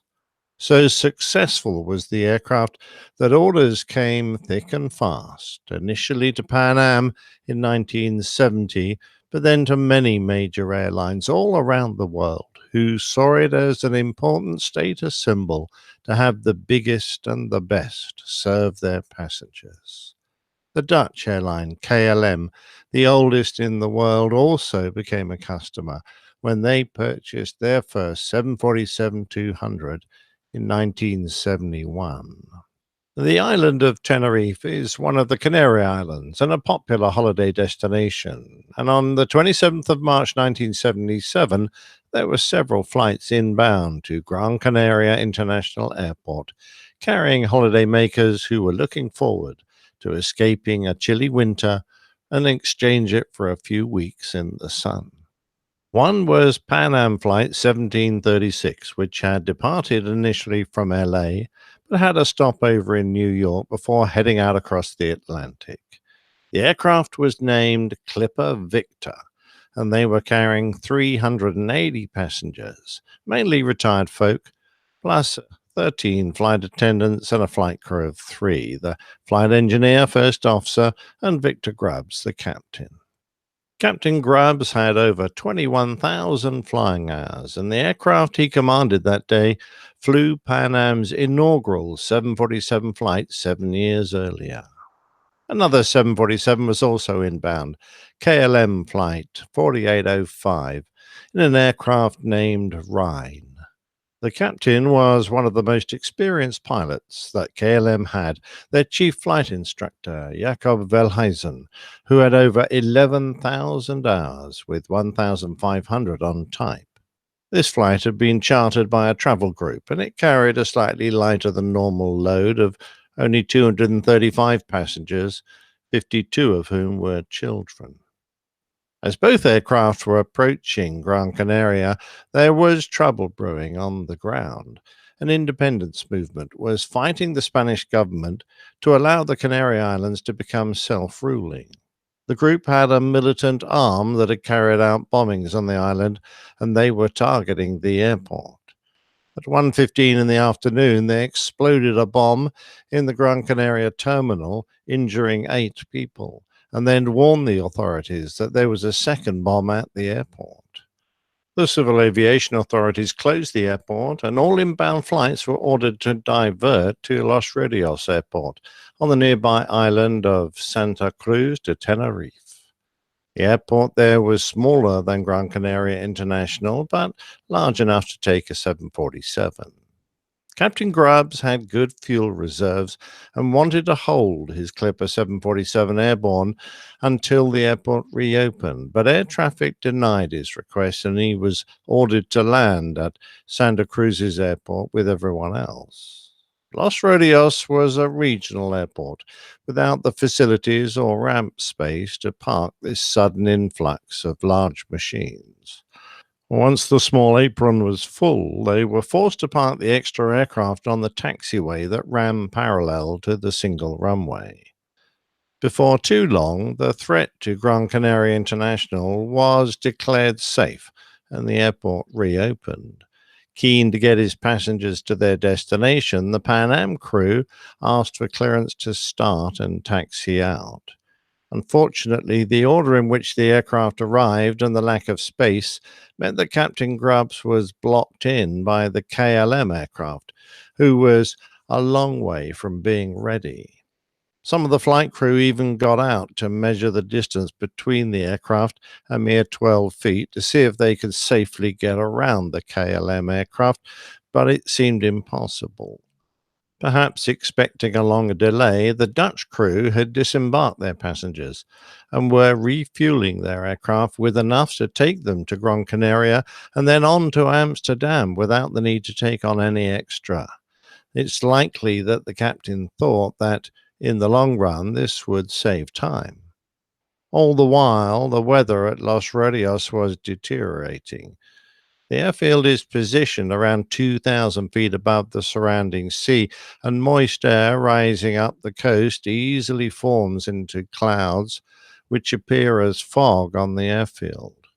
As the clouds drifted past, the visibility would deteriorate to only a few hundred feet, 100 meters or so, and there was intermittent rain and mist. Eventually, the KLM 747 completed its refuel, but then a family of 4 went missing, and once they had been found, the flight could eventually get going. There were several things on Captain Veldhuizen's mind.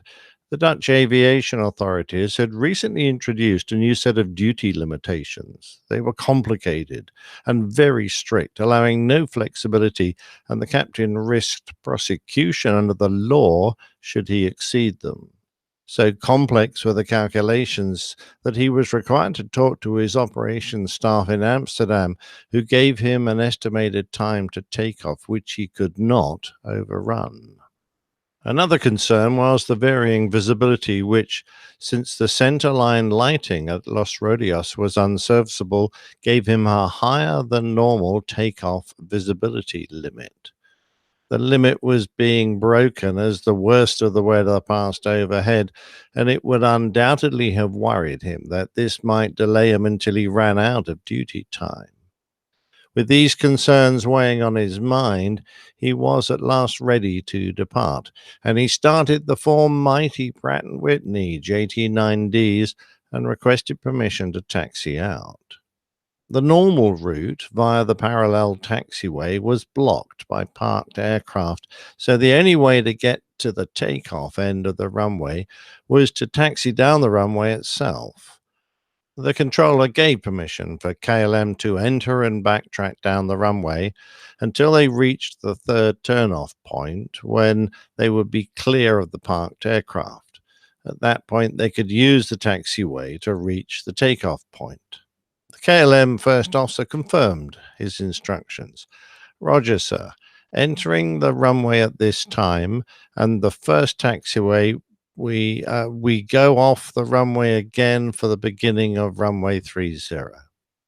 At this point, the controller changed his mind and said, correction, taxi straight ahead for the runway and make backtrack. As they groped their way through the fog, the Pan Am aircraft behind them also called for taxi. There is no doubt that the Pan Am crew were also suffering from their own concerns and annoyance at the situation, particularly as they had been delayed 2 hours longer than necessary while KLM had been refueled. They were given their instructions, which required them to also enter the runway and follow the KLM, but leave by the third taxiway and complete their short journey to the takeoff point via the parallel taxiway. Communication wasn't easy with the heavily accented controller, and the Pan Am crew asked for clarification on which turnoff they should use to leave the runway. The controller replied, "The third one, sir. 1, 2, 3, third one." As the KLM 747 reached the end of the runway, the controller told him to make a 180 and report ready for ATC clearance. In the Pan Am cockpit, the visibility outside was proving a problem for them as well. In addition to trying to complete their pre-takeoff checks, they were having trouble working out which taxiway they should be taking to exit the runway.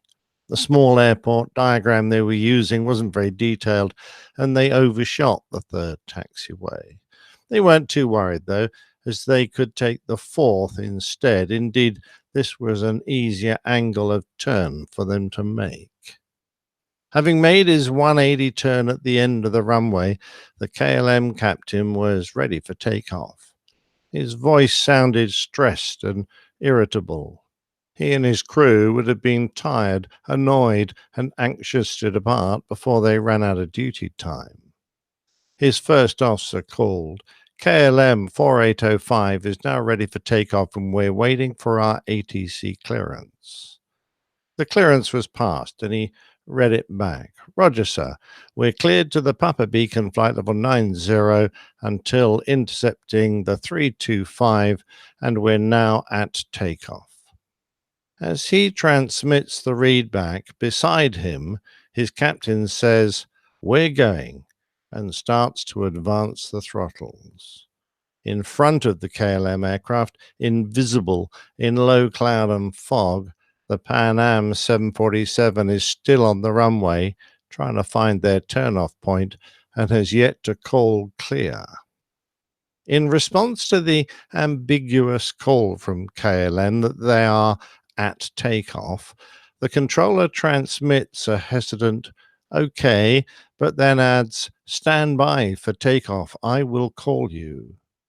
That vital standby instruction was blocked by a simultaneous call from the Pan Am crew, who, probably also a bit confused, called, "And we're still taxiing down the runway, Clipper 1736. Had either the controllers or the Pan Am's call been heard on the KLM cockpit, tragedy could have been avoided, but all that came through on the KLM radio was a loud squeal that often occurs during simultaneous transmissions. A final opportunity to avoid a collision came when the KLM flight engineer heard the tower request that Pan Am call clear, and the crew replied, "Okay, we'll report when we're clear." The flight engineer asked, "Is he not clear then?" "What do you say?" replied his captain. "Is he not clear then?" Again his captain asks, "What do you say?" The flight engineer tried again. "Is he not clear, that Pan American?" "Oh, yes," came the emphatic reply. 700 meters away and nearly at flying speed, the Dutch captain sees the lights of the Pan Am aircraft. In desperation, he tries to get airborne and fly over the top. His tail scrapes along the runway and he gets a few feet into the air, but it's way too late. In the Pan Am cockpit, Grubbs exclaims, "Goddamn, that son of a bitch is coming!"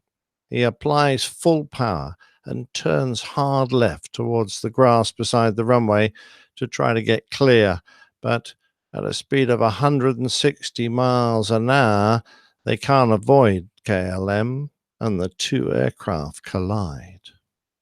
The center of the Pan Am 747 is ripped open by the belly, gear, wings, and engines of the other machine, the right engine slicing through the upper deck just behind the cockpit, the wing taking off the flight deck ceiling. 335 passengers on board were killed in the impact and the subsequent fire, but 61, including the flight crew, survived. The first officer tried to turn off the engines, but the fire handles, normally overhead, were no longer there, and anyway, the lines had been cut. He looked aft, and he could see clear all the way to the tail above the remains of a burning and shattered fuselage. He and Captain Grubbs were perched, alone in their seats, 35 feet above the ground. The flight engineer and the jump seat occupant was still strapped in, but now hanging upside down, having fallen through the first-class ceiling below, which collapsed. The fuselage was on fire, the engines still running, but there was little option for the surviving passengers other than to climb out of the shattered cabin onto the wings and jump. A few minutes later, the wing tanks erupted in fire. The crippled KLM aircraft came down 500 feet past the Pan Am machine, careered on for another 1,000 feet before bursting into a huge fireball, a fire that would burn for hours. All of the 248 passengers and crew on board died. The small airport was just not equipped for such a massive event, and hampered by the poor weather, the fire trucks had trouble even finding the crashed aircraft. Eventually, the authorities pleaded for anyone nearby with a car to come and help transport the survivors away to safety. The cause of the accident still provides us with learning points that every pilot flying today can take away. It was clear that the KLM aircraft took off without clearance, but how could such a capable captain make such an awful mistake? The pressures on him to fly without exceeding his duty limitations and the marginal weather conditions must have been a major distraction. The frustration, fatigue, and building tension that surrounded him all contributed to the accident. However, the most important factor, the most fundamental lesson, and one that many pilots still display to this very day, concerns the use of non-standard radio phraseology.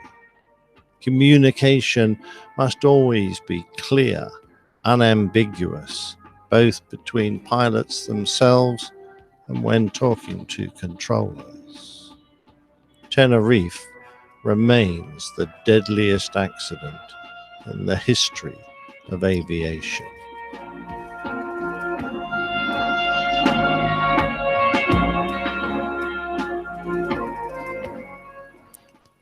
Wow. Gives me goose. Even though I've heard It the never gets account. easier to hear that story. No, it's very well done, sir.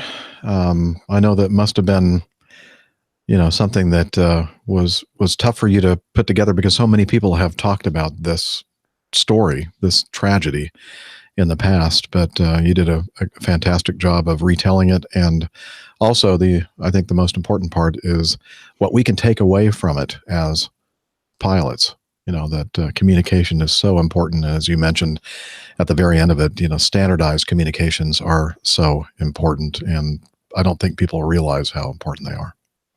No, that's exactly right. People think it's it's more relaxed and you can be easygoing on the radio. Well, there are times when you can, but there are times when you absolutely have to be certain that everyone has understood what you're saying. And the only way to be sure of that, particularly when dealing with people whose English is not their primary language.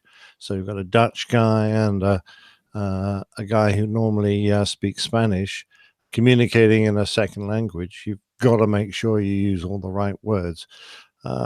583 people. It's it's an incredible loss of life. And thank the Lord, since then, these kind of accidents have been reduced, and we've never had anything worse. Even though some aircraft now carry almost that number of air people in one aircraft. The Airbus A380.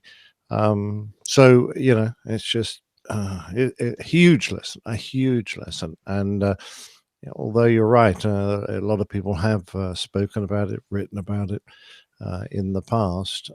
I still think it's worth repeating. And of course, this is more or less the anniversary. It was yesterday, and it was yesterday I recorded it. So that's why it came to my mind at the time. And hardly a mention was made of it, probably, on most news sources out there. I didn't see anything that mentioned it. Mm-hmm. No, but geez, I just, it terrifies me because we are still have to be so aware in those hotspots on our maps, which have been introduced because there are areas where you can accidentally encroach on a runway. We still hear of people who drive their aircraft onto runways without realizing they've done it, with an aircraft getting airborne. Controllers releasing aircraft when there are aircraft still, or giving permission to land when there are aircraft, still taxiing on a runway. It potential is there almost. I won't say on a daily basis, but it happens so frequently that it still gives me, cause for concern. And I've always said how important it is for us to always be listening to absolutely everything that's happening on the frequency that you're monitoring, because you have to kind of build that picture in your head of where all these airplanes are, what they're doing, what they've been instructed to do, so that when your captain says, "Okay, we're taking off," and you're one of the other crew members, and you go, "Wait a minute, I think that the Pan Am is still not clear of the runway." You know what I mean? I mean, it's so easy to say sometimes, but it's hard to in practice, because there are so many things that we're doing. There's so many in the cockpit. pressures and other things going on. Pressures, and then we're also running checklists, and and we're listening to or at least I am listening to what's happening in the back with the PA and the intercom and everything else. It's really difficult, but it's so important that you have to listen. You can't wait till they use your call sign to start paying attention to what they're saying on the radio. And I've seen a lot of people do that. You have to be paying attention to everything that everybody is doing, saying out there as best you can. It's amazing nowadays. I would hope that nowadays, first off, we don't really have flight engineers anymore. who was in the same position as the flight engineer was, and thought that, well, hang on a minute, there's another aircraft on the runway, would do something more dramatic and shout stop, Right. or give a command. And that's part of the CRM, and that's part of the human factors. We're learning about human factors, and this was one of the first accidents where human factors were really brought into the post-accident report. The pressures on the captain, but we're also learning that it doesn't matter what your position is on the crew, you have a responsibility to everybody to voice your opposition if you think a mistake is being made. And we call it practicing with a questioning attitude, but it's the same idea, same concept. If something doesn't seem right, speak up and say it. Right.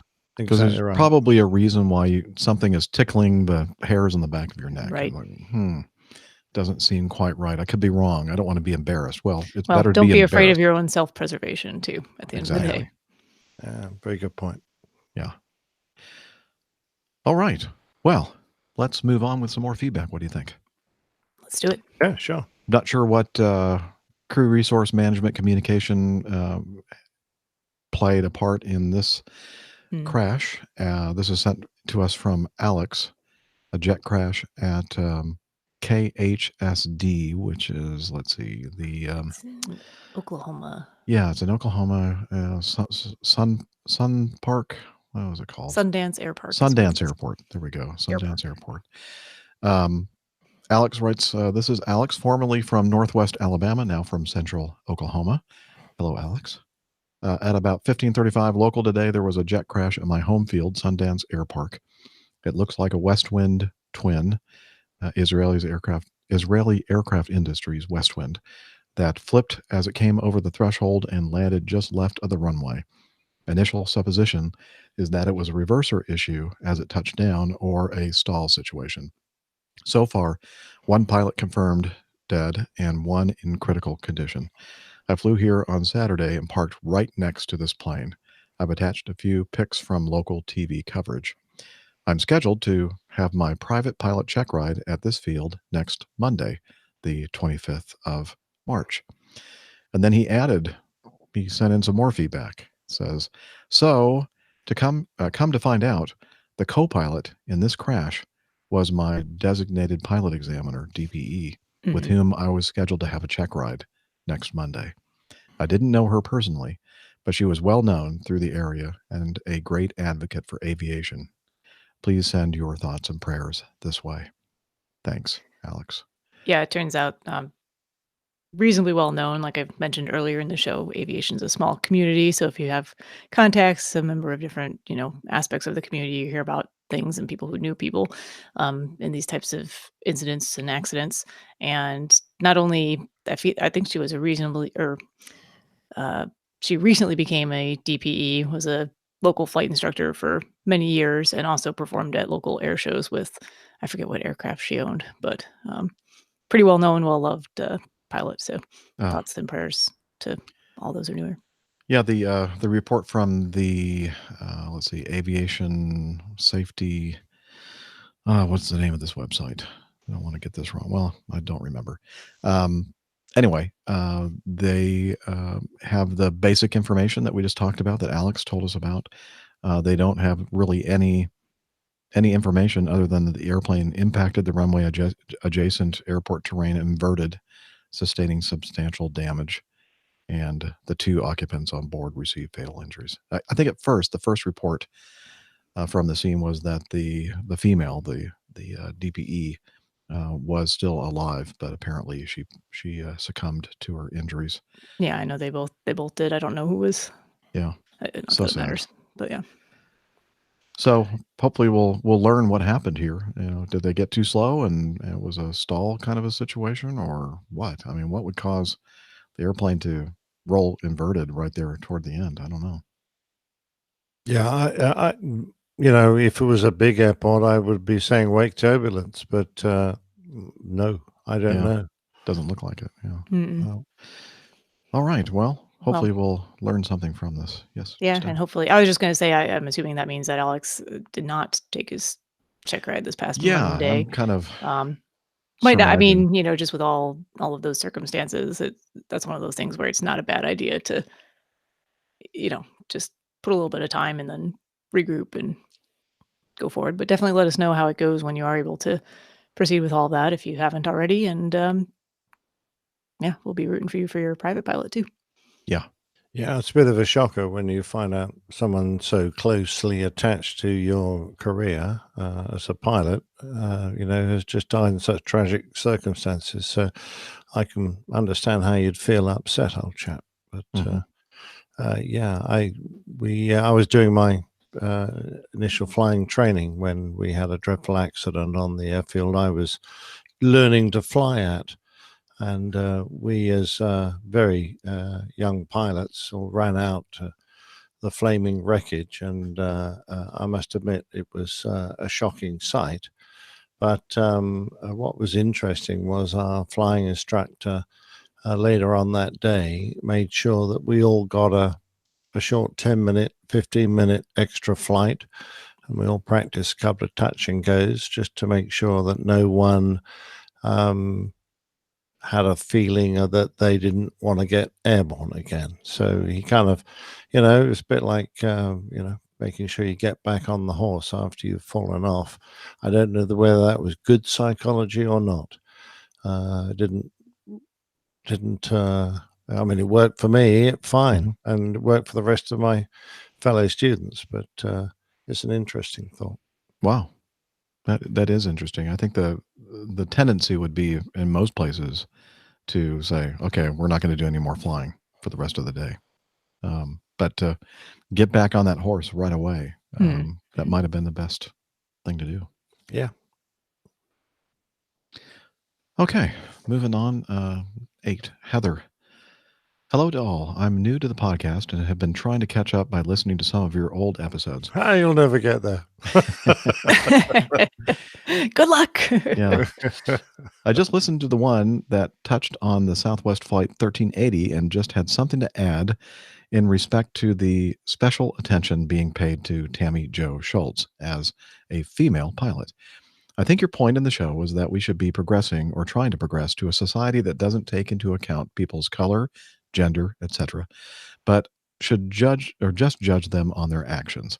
I agree with you, but, and she put in parentheses, of course there's a but, the legacy of the inequality that existed before means there aren't, the legacy of the inequality that existed before means there aren't many female pilots as role models for girls who want to be pilots today.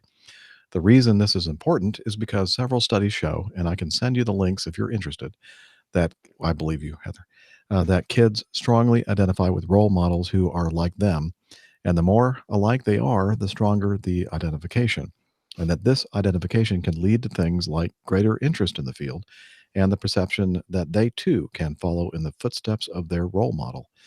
My own daughter perked up when she heard the news, completely uninterested at first, and then, oh, wow, Mom, the pilot was a girl? I can't think getting more little girls interested in aviation and thinking it's a viable career path for them is anything but a good thing, whether Tammy Jo Schultz deserved the attention or not. Sorry if this is coming off like a lecture. Hopefully not. No, it's not. Just trying to present a different way of looking at the event and the media coverage as a positive thing in some aspects.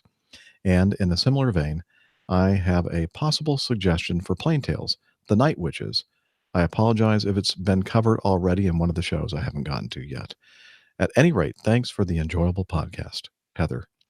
Well, Heather, I really thank you for sending this in, and you do make a good point that having or not having many examples for people to look up to is an important thing. It's an important point to make, and I kind of retract a little bit of my I guess disgust with trying to make such a big deal of it. And I guess from my perspective, I don't quite I didn't quite understand. Now I do. From your lecture. I'm just kidding. You didn't lecture. You did a very nice job of making me understand why it was important that they made kind of a big deal out of the fact that Tammy Jo Schultz was a female pilot. I'll just play devil's advocate for a moment.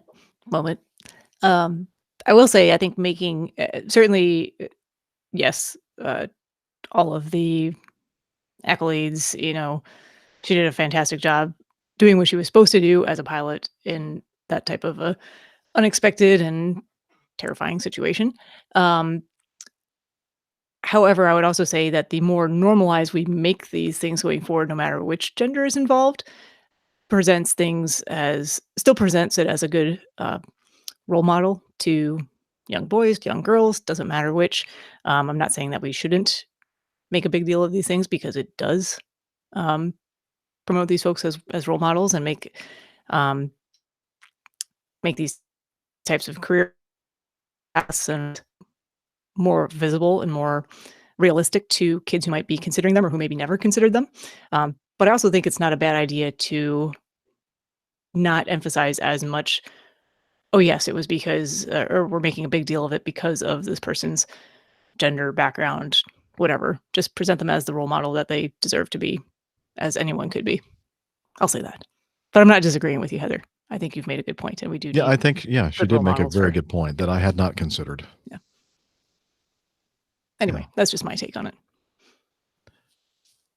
What do you think, Nick? You as a female pilot. Oh, I'm sorry. I wasn't supposed to talk about that. By the way, I love the idea of the Night Witches. Thanks very much. I don't know anything about the Night Witches. I do now. You're doing a little research there. Yeah, I'm doing a little bit of instant Wikipedia, and this sounds good. If I can find enough information about it to make it, into a spectacular plain tale, I will. But just the idea that these were a bunch of Russian, a Russian female bomber aviation regiment. So they were all female pilots, and they were called the Night Witches by the German soldiers, who likened the sound of broomsticks. I'm not quite sure whether it's very complimentary towards all these female. Now pilots. that you mention it, I think I remember reading something about this, that people were scared to death of them. Yeah, exactly. So because they'd fly at night exclusively, I think, and correct. Nobody I was remember aware. correctly, yeah. Do you remember something about? Yeah, this? I mean, I've definitely come across the story before. I don't know the details exactly, but I Oh think yeah, you got to make a plain correct. tale of this. Yeah. Okay. It'd be Well, good. if I can find enough, I will. Okay. Yeah, certainly. And do one on Bewitched too. I love that show. Yeah, I used to love that show too. Just kidding. Yeah. Didn't oh gosh, what was the mother's name? Like, didn't she used to sit on outside the Esmeralda or something? Yeah, I forget exactly. That's not it. No, but wasn't there like a recurring thing where like they would be on an airplane and she would be sitting outside like on the wing? Yeah. What was her name? She always called Endora. Liz had it. Oh, thank Thanks, you, Liz. Liz. Oh dear. Awesome. Well, Well, thanks again. What was the other similar one about an Air Force guy who had a genie? Yeah. I Dream of Jeannie. Major Nelson. Yes. There you go. Every time somebody tells me that they live in Cocoa Beach, I go, "Oh, do you live like anywhere near Major Nelson?" Then they go, "What?" No, they always go, "No." They know. They know. They know the reference. Like, we've never heard that one before. Yeah, I Real know, but original. it's still funny for me. I crack myself up sometimes. Mm-hmm. Yeah, not anybody else, but okay. We'll humor you. Yeah, occasionally. Thank you. Mhm. Okay, here we go. Eugene sends us this. How I got here. Let's see. Hello to the APG crew. Sorry for the long email, but I've been listening to your show for a while now and I wanted to write to you. My name is Eugene Houston. I live in Las Vegas, Nevada, and I'm a 737 first officer for Roadrunner Airlines. We can say what it is. I don't know if he wanted us to or not. I think never that's mind. why it's in parentheses. Beep. And wanted to give you guys a quick history. I've been listening to various podcasts for years, and one day so I probably should read that paragraph again. My name is Eugene Houston. I live in Las Vegas, Nevada, and I'm a 737 first officer for Roadrunner Airlines. And I wanted to give you guys a quick history. I've been listening to various podcasts for years, and one day, a number of years back, decided to see what aviation podcasts were out there. After doing a search, I came across Catholic Pilot and kept going. Nothing against your Catholic religion. I was just looking for a pilot podcast, not a religious podcast. Yeah, I understand. Fast forward a few years, and I'm a captain at Acme Junior and flying with a soon to be captain, Steve Horn. And he tells me about the Airline Pilot Guy podcast and how he wrote in saying, as a new captain, he is disappointed that he can't grow a mustache. I get to the hotel and download your podcast, and I really like what I hear. So I thought I had OCD. I go back to the beginning. Of course, now listening to past episodes, it sounds like it is a very, very bad case of APG syndrome. In fact, it might be the worst you've ever heard. Today is 19 March 2019, and I'm still trying to catch up. I'm on episode 276, just a few episodes beyond the Pittsburgh Air Show. Wow. That was back in, what, May of 2017? It was a while ago. Or 2017. Oh my gosh. It's been almost 2 years. Bless your heart. Definitely.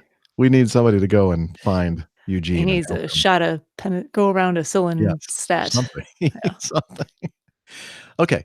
Let's see. It was easy for a while for me to try to catch up, as I was a captain at Acme Junior, commuting from Las Vegas to Minneapolis St. Paul on the CRJ and Chicago O'Hare on the E175. On the commute to work and home, it was easy to get through a 2 to 3 hour episode. Now I'm only a 10 to 15 minute drive away from work, so it's a bit harder, but I'm not a quitter, as you will see in my How I Got Here, and I will eventually catch up.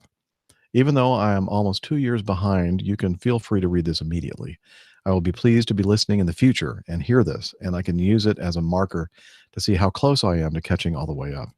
I'm not as creative as Steve Horn, so I won't be recording this and putting it to music.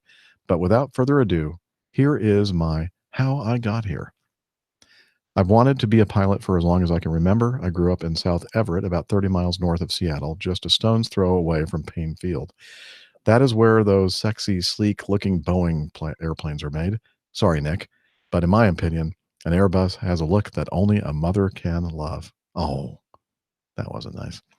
That was not nice. No, and I don't know if a lot of us agree with that. Anyway, to further my love of aviation, I grew up on 137th Street and on 146th Street.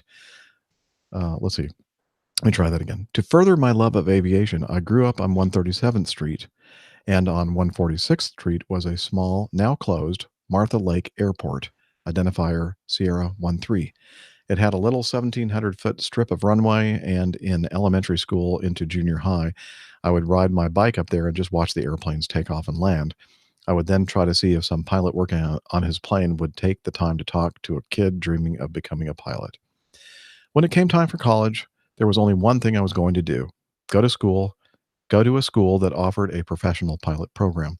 I started my first year at a school in eastern Iowa, the University of Dubuque. Then I transferred to a school in middle of Nebraska, the University of Nebraska, Kearney. When I graduated in May 2000, I was a commercial multi-rated pilot with a flight instructor certificate.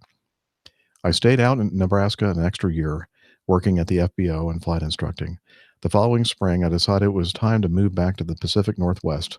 So I called every flight school I knew of, and everyone told me, currently we don't need any instructors, but our current CFIs are college students. Call us back in the fall when they go back to school, and we will need instructors then. In the meantime, I found a CFI job just south of Las Vegas, Nevada.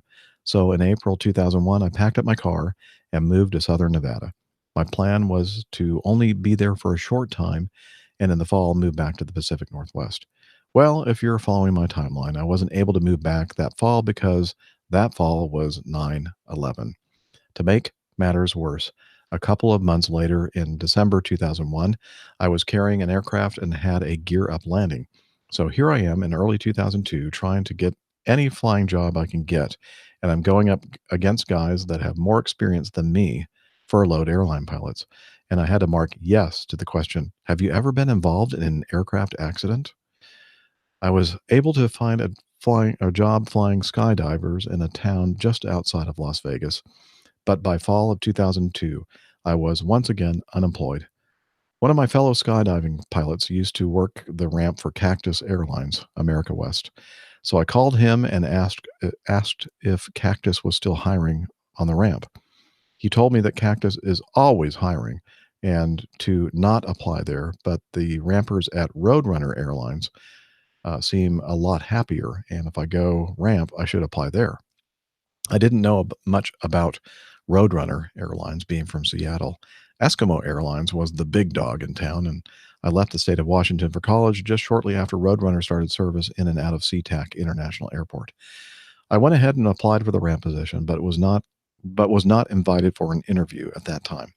Having previous experience working at an FBO, I applied for a position with one of the fueling companies at McCarran International Airport in Las Vegas, Nevada, and got that job in late 2002. The company I was working for split their fuelers up in two groups. You either only fueled for Roadrunner, which was and still is the biggest carrier out of Las Vegas, or you drove the trucks and fueled all the other airlines that had a contract with this company, United, Delta, Frontier, etc. I was placed on the Roadrunner half of the operation, which worked out because I got to know all of the Roadrunner ramp agents and ramp supervisors. 2003, I find myself working at Las Vegas as a Roadrunner fueler with an accident on my record and absolutely zero hiring going on in the airline ranks. In fact, the airlines were furloughing pilots and taking away a lot of the benefits, and I'm thinking, my dream of being an airline pilot is just a pipe dream now. I find out that the Nevada Air National Guard in Reno flies C-130s and is always looking for pilots. I traveled up to Reno to talk to the C-130 pilots, and they tell me that they hold a pilot board or two every couple of years and prefer prior enlisted members.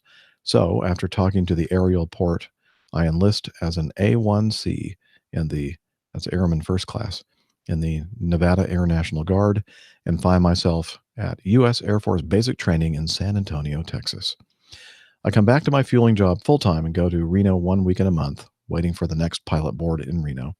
I also get deployed a couple of times to Travis Air Force Base, Ramstein Air Base, and Incirlik Air Base in Turkey. In early 2005, Roadrunner is hiring again on the ramp, and all the ramp agents and supervisors that I know from fueling tell me to put my name in for an interview. On March 1st, 2005, I became a ramp agent for Roadrunner. During that time, I find out how political the officer program in the military is. I'm not a very good political player, so I go up twice for the C-130 board in Reno, and the second time I'm turned down. The lieutenant colonel in charge calls me and tells me I not try for the pilot position again. Here we go. Let me try that again. So I go up twice for the C-130 board in Reno, and the second time I'm turned down. The lieutenant colonel in charge calls me and tells me to not try for the pilot position again. I continue to work the ramp at Roadrunner and go up to Reno to continue my enlistment with the Guard, but my heart isn't in it. There are times when pushing back those beautiful 737s, the pilots are still on hot mic, and I hear oil pressure light off as they're starting the engines, and I'm thinking that this is where I should be, but that's still just a pipe dream. In early January 2006, things started to turn around for me. I met a beautiful-looking Roadrunner customer service agent named Michelle, and we started dating.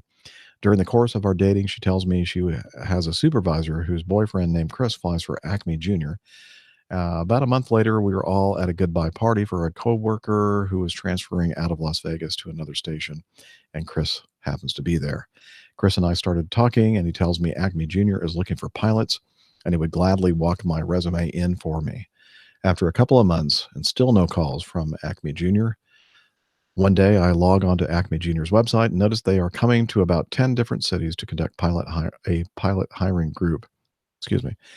different cities to conduct pilot hiring group interviews, and one happened to be Las Vegas, and it was on one of my natural days off at Roadrunner. I showed up, and there were about 15 to 20 of us in the room, where they played a video for us and had a couple of people, some pilots and an HR rep, talk to us, and then they pull us aside one by one to do a short 10-minute one-on-one interview. I sit down with the guy, and the first words out of my mouth are, "Just so you know, I have an aircraft accident on my record." He asks me to tell him about it, and as I'm telling him the story, he is writing notes. He then asks me some general flying questions and what I know about Acme Junior, why Acme Junior, etc. And then he tells me not to worry about my accident, as it was 6 years earlier and I probably learned more from it than anything. And he still wanted to invite me to Salt Lake City for a formal interview. In April, which by coincidence happened a couple of days before my birthday, I was in Salt Lake City and at my first airline interview. A couple of weeks later, I get a call saying they want to hire me to start flying the Embraer 120 Brasilia and are going to FedEx me the study material to get ready for the ground school.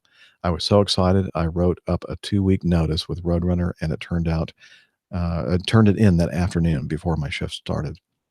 June 7th, 2010, I was in Salt Lake City sitting in a class and getting ready to start my first 121 ground school.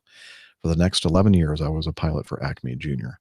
I started as an Embraer 120 first officer for 3 years, based in FAT, Fresno, California, and then I spent 3 years as a CRJ 200, 700, 900 first officer, mainly based in Denver, but with short stints in Houston Intercontinental, Salt Lake, and Los Angeles. I even had a 6-month deployment to Bagram, Afghanistan. Bagram? Afghanistan in this time. I then upgraded to Embraer captain for 1 year, based in Palm Springs, California, and transitioned to the 200, 700, 900 captain for 2.5 years. And my final year was an E-175 captain based mostly in Chicago, O'Hare, with my final month based in San Diego. My E-175 training was really cool because Chris, the guy that walked my resume in 10 years earlier, was my IOE captain and was the one who signed me off the aircraft, or signed me off on the aircraft. In April 2018, my flying career went full circle as I found myself in Dallas, Texas, at a welcome dinner as one of Roadrunner's newest first officers. In fact, my birthday fell on our 3rd day of ground school, so a pretty cool birthday gift. It was even a bit funny as they gave me my original employee number back, so I look really senior on paper, but as far as bidding, flying, vacation, etc., I'm still very junior. A couple of captains, though, are surprised when I tell them I'm on probation, and they take a second look at my employee number, which is sometimes senior to their own employee numbers. So now I can say I'm with the company that I will fly for the rest of my career. I ended up marrying Michelle. I'm still in Las Vegas after 18 years. Remember, my original plan was to be here for less than a year, and I'm probably the only guy still enlisted in the military and yet a professional pilot. In July 2023, I will have been in for 20 years. More than a couple TSA agents are shocked to see me in my pilot uniform and looking at my Air Force ID with an enlisted rank on it. I wanted to write this because I've heard many people write in and ask if they can still follow their dream of becoming a pilot. The answer is a very strong yes. I have an accident on my record. I had the bad timing of September 11th, 2001, and slow economy. I took the very first upgrade available to me at Acme Junior, and that was 6.5 years. I know guys now upgrading there in 18 months. I'm being rejected by the military. I thought my dream had become that, just a dream. I took the huge pay cut, $18.75 per hour my first year, to go to a regional. But I can say now I'm honestly living the dream. I know most guys say that with sarcasm, but absolutely zero sarcasm from me when I say that. If you're worried about age, don't be. My Roadrunner new hire class had the youngest, oldest guy in class at 50. The previous class actually had a 60-year-old new hire. Wow, that's interesting. In closing, to Captain Nick, I've taken a few jabs at Airbus, but in all honesty, in closing to Captain Nick, I've taken a few jabs at Airbus, but in all honesty, I really hope there's someone out there like me, except they grew up a stone throws away from an Airbus or the Airbus factory in France and flying Airbuses around the world that they dreamed of since they were a kid too. Sorry about the long letter, but I love listening to your show, hearing different questions fans have, and I just wanted to add my 2 cents. In the meantime, I will keep an eye on your schedules, see if any of your overnights either take you through Las Vegas or matches up with one of mine at Roadrunner. The first couple IPAs will be on me. Eugene, Houston.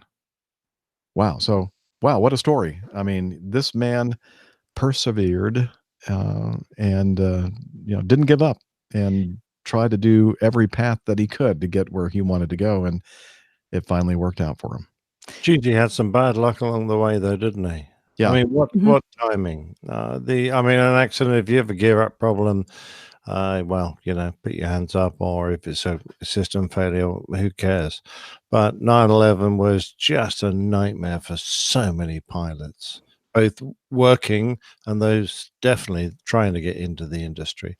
So my hat off to you. I know I say that a lot, but really I mean it, because Eugene, you fought through an awful lot of problems to finally get where you wanted to be. And I think it's an inspiring story. Thanks very much for telling it. I think probably the most common recurring feedback we get is from someone trying to figure out how they get into the industry, the best way to do it, given their individual circumstances. If they're too old to change careers, that comes up a lot. And I think Eugene has just put all of those fears and concerns to rest. If there's a will, there is a way for the vast majority of you folks out there who want to do this for a career. As Liz very nicely put in the chat room, your wife, Eugene, must be amazing. Well done to her. Yeah.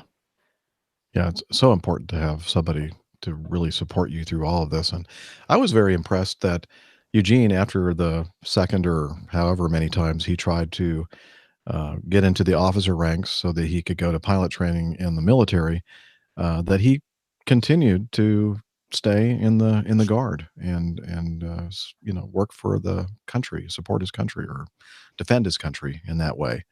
That's very impressive, I think. Yeah. Exactly. And thank you to you too for your service. We said that already before today. That's true. Yeah, we've said it a few times today. Mm-hmm. Yeah, and let me assure you, Eugene, I have actually no beef about Embraer. I think they're a great company. No problem at all. So if you want to slang Airbus, I don't care. That's great. You go for it. you can have a free hit. I won't even fight back. Okay. That's good. I just like the thought at the end of the little kid growing up next to the Airbus factory in Toulouse. Yeah. Oh, there are a bunch down there, I'm sure. Yeah. Oui. All right. And I'm talking about the yes in French, not the other oui. Okay. Item number 10.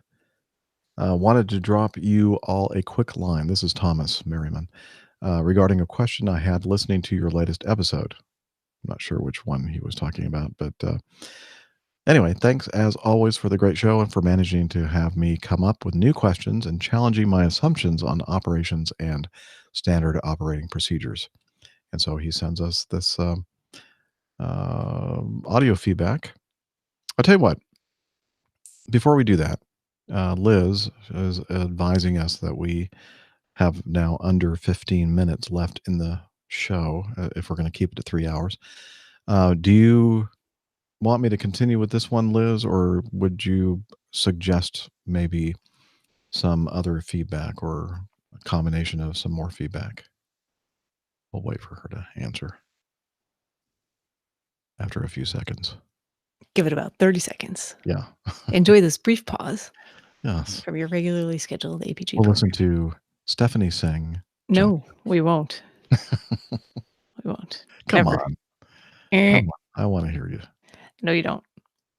You might. No one else does. I promise. I think, actually, I've heard Stephanie sing. I think she's a good singer. I sing just fine in my car with the volume up so loud I can't hear myself. And, saved by Liz. She's looking. Okay. And also in the shower, also with the volume turned up so loud that I can't hear myself. Everybody's a good singer in the shower, right? Just beautifully in those situations. You know how I know it's I'm still not actually singing well is that sometimes, especially if it's on like Bluetooth or something, the audio will cut out for just half a second. And you'll hear and I only hear myself and I'm like, oh my gosh, that sounds so bad. I thought you were going to tell me you hear the dogs howling in the background. Oh, well, no, the music's up loud enough. I can't hear them either. Although I'm sure they are. Okay. She suggests that 11, 14, 16, 18, 19. Yeah. I don't know. That's optimistic there, Liz. Very optimistic, but let's go for it. Okay, so Thomas, if you're watching the video, we're going to get yours next time for sure. But because it's really good audio feedback and a great question. Okay. 11. Logan. Hello, APG crew and wonderful community. Just wanted to give you a what about us? We're wonderful too. Anyway, I just wanted to give you a little update on what's going on. I took the Air Force officer qualifier test for the Air Force Reserves 2 weeks ago. I'm getting... Would you like me to read this one? Yes, please. Excellent. Hello, APG crew and wonderful community. Just wanted to give you a little update on what is going on. I took the Air Force officer qualifier test for the Air Force Reserves 2 weeks ago. Not the best scores I could get, but is a step in the right direction. My next step is to take the TBAS test in basic aviation skills, and then I can start building my packet to submit. I am very excited to be taking these steps towards the flight deck. I also wanted to thank you, Jeff, and your first officer, Jason, for the fantastic meetup last month in Melbourne, Florida. Both of your insights and words of encouragement were very motivating. Love you all and the community you have brought together. Hope to see everyone at Oshkosh. Logan Lynch. Awesome. God, Oshkosh is going to be very crowded. Yeah, there are going to be a lot of people there. Yeah. It's going to be a lot of fun. Well done, Logan. Yeah, and really enjoyed meeting you and your wife, Logan, in Melbourne. And that's awesome. Keep us apprised as to how your journey progresses. All right. Which one next? Oh, have you ever heard of this guy? He has a podcast. Ready for Takeoff podcast. George Nolly? George Nolly. Yeah, that's him. He sent us some audio feedback. It's short. Let's listen to it. Hi, Jeff and crew. This is George Nolly from the Ready for Takeoff podcast.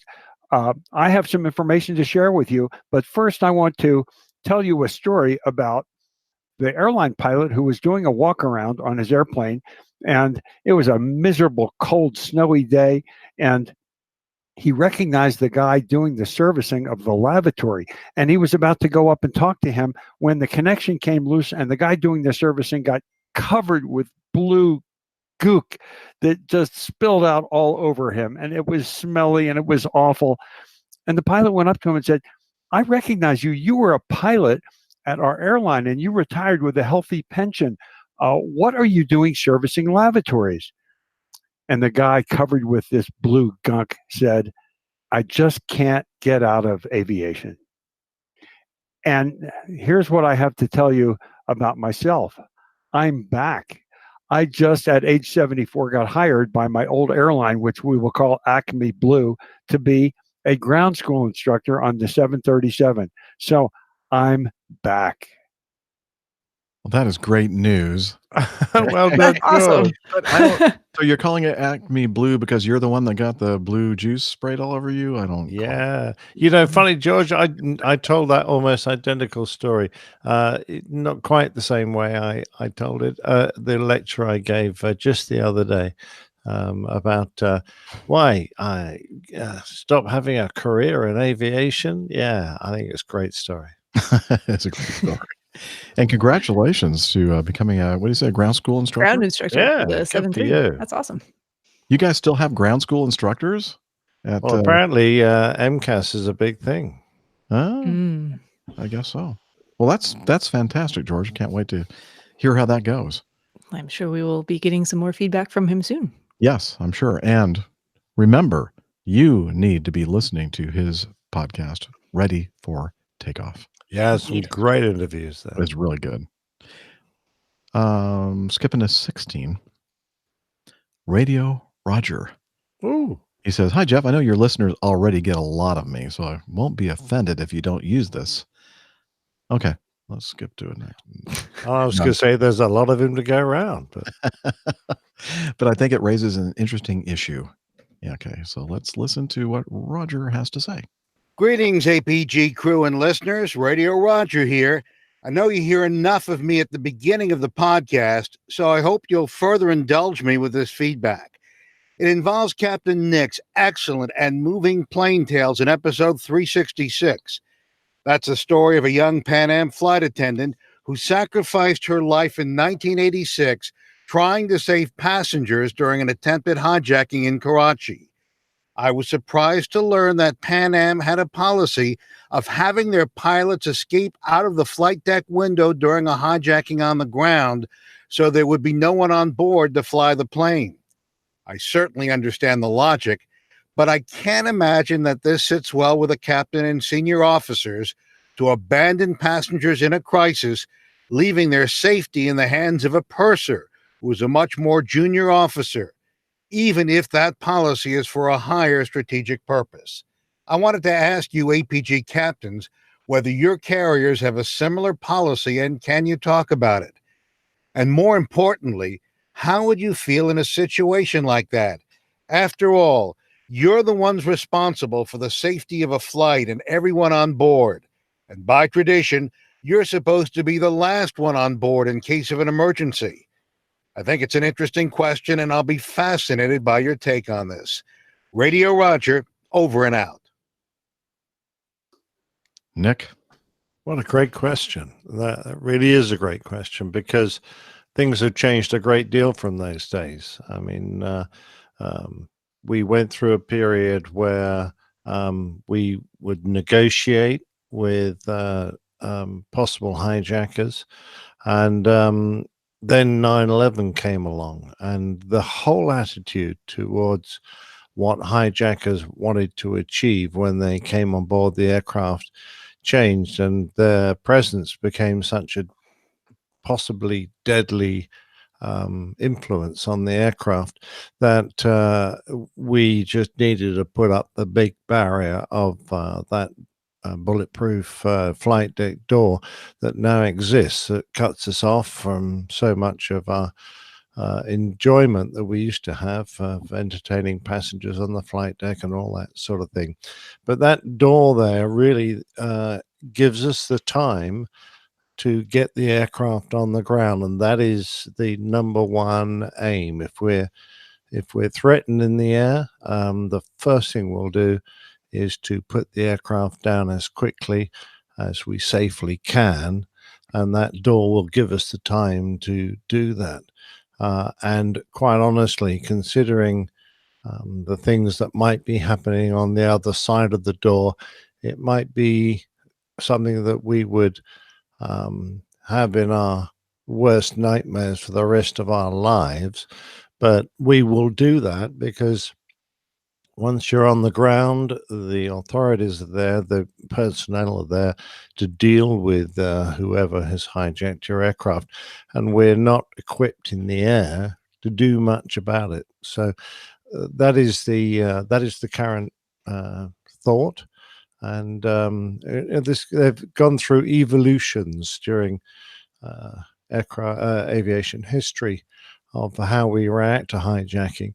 But nowadays, that's it. The idea of leaving my aircraft in the hands of someone junior whilst I escaped, yeah, I can understand the logic of it, but I'm with you.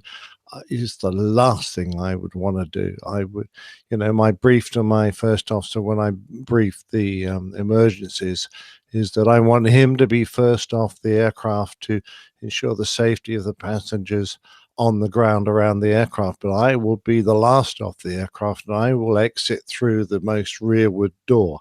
So I will make my way through the cabin, hopefully with my senior flight attendant, because we're the two that really have the safety of our passengers most closely to our hearts. We're going to go through the cabin and try and make sure that everyone who can be helped out of the aircraft has been helped out of the aircraft, and then we'll escape together down the back end. And that is generally my feeling. It would break my heart to have to leave an aircraft knowing that there was someone still on board. Yeah. As you suspect, Radio Roger, we can't go into a lot of detail because this is something that, it's just somewhat confidential. But I agree with everything that Nick just said, and the fact that everything changed on September 11th, 2001, the way we handle these kind of situations. And, it shifted from, someone who wanted something but wasn't really ready to take their own lives to the point where this person didn't care about their own lives or the lives of others on the airplane. And I can't tell you how significant a change it was in the way we handle these situations. And I agree with Nick that that would be a heartbreaking thing to do, to leave and basically completely disable the airplane by not having pilots to fly it. But, sometimes that's what you have to do. Okay. Haven't heard from George in a while. George Nolly. He has a podcast ready for. Wait a minute. He Just did. kidding. Just kidding. It's like deja vu all over. Yeah, again. really. Okay. Hi, Jeff. I'm not sure if the expression going commando comes from military commandos not wearing underwear, but I know for a fact that the grunts in the field in Vietnam did not wear underwear to prevent chafing. Go to, and then he gives us a link, and do a keyword search for underwear, for one example.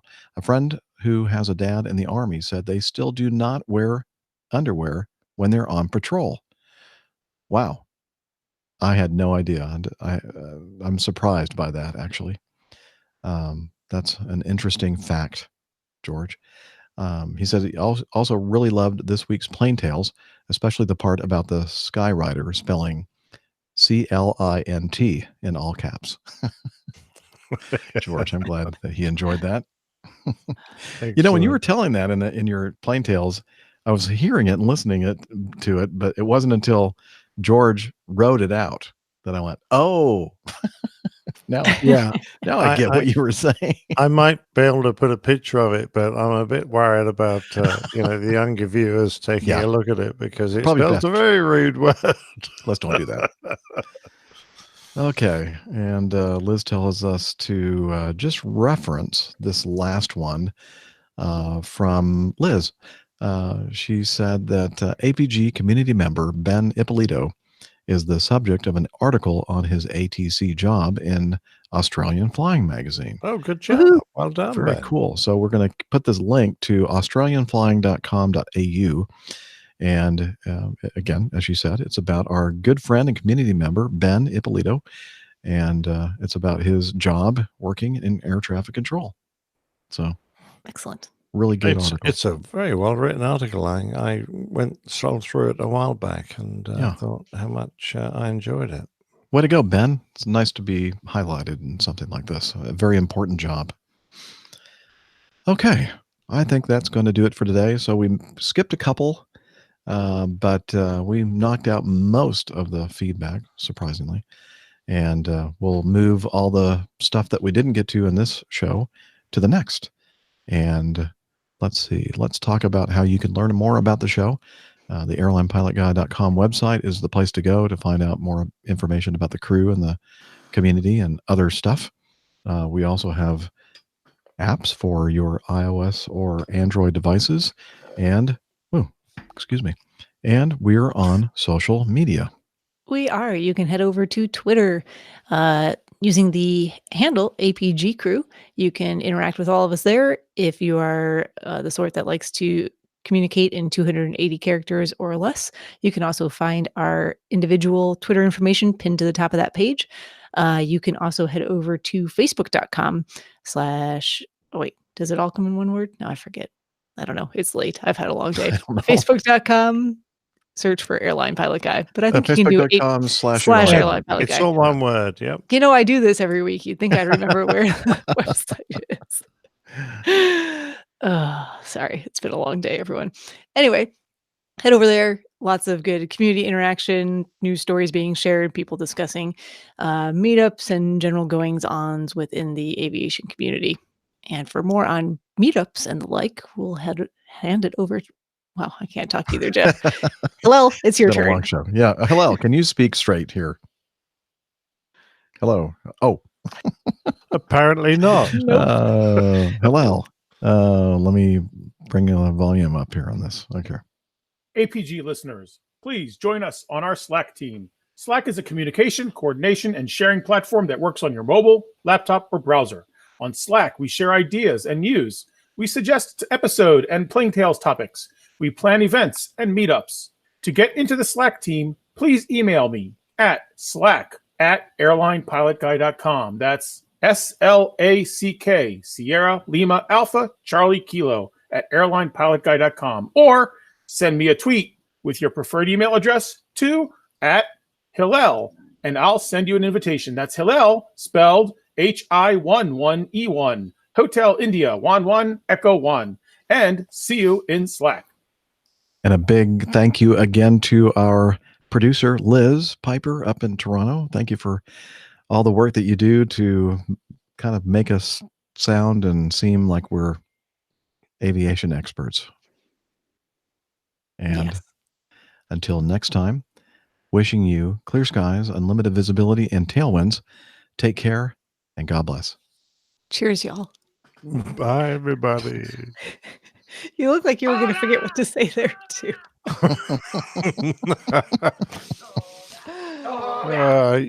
I've got a show name. Toga.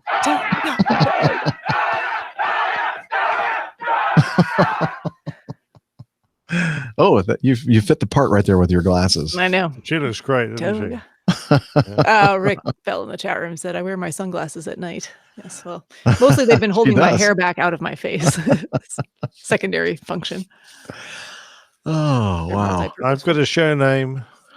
What is it? Brain Dead. Brain Dead. Yeah. I think we were doing okay until we got to that really long feedback. Yeah. It was like, that was just a lot of reading. I would have been having trouble reading after scrolling through all of that too. Well, that was an entire plain tale done live. And great story. I'm glad you sent all that in. Yeah, no, I don't want to discourage. But I could just tell that you couldn't talk anymore. Yeah. Let me try this one again. Okay. No, I can't. No, I can't. Well, they can always fix it in post. Yeah. Yeah. There'll be a lot of Or work not. in post. There will be. But hey, I love Look at this. I am stopping my recorder before it records 138 hours. Yeah, I'll probably have to use yours because there were a couple places where you hiccuped. Great internet. Let me see. Let me stop mine. There's only a couple of spots. Yeah, just a couple, like maybe Steph, 3. Okay. It froze up more on my end, and mostly just the video. Like I could usually still hear what you were saying, but like the video would just stop for some reason. I don't know. It was strange. And then it would be like really sped up to try and catch up again. Yeah, like it would be really fast motion, like, and then it would catch up. But the nice thing about that is I'm glad it does that, because if it continued to be like completely out of sync, then it would make editing this thing a nightmare. But when it does that little, I'm thinking, okay, good. I have the other file to work with, so I know it's going to be the same time. Hey, what episode number was this? 368? 368, yeah. It's getting late, so probably won't hang out too much longer here for everyone so that everybody can get to sleep. And thank you, everybody, for hanging out with us on the show, and hope to see you again next week, whenever that's going to be. Definitely. Yeah, looking forward to it. All right. Take care, everybody. Yeah. Cheers. Cheers. All right.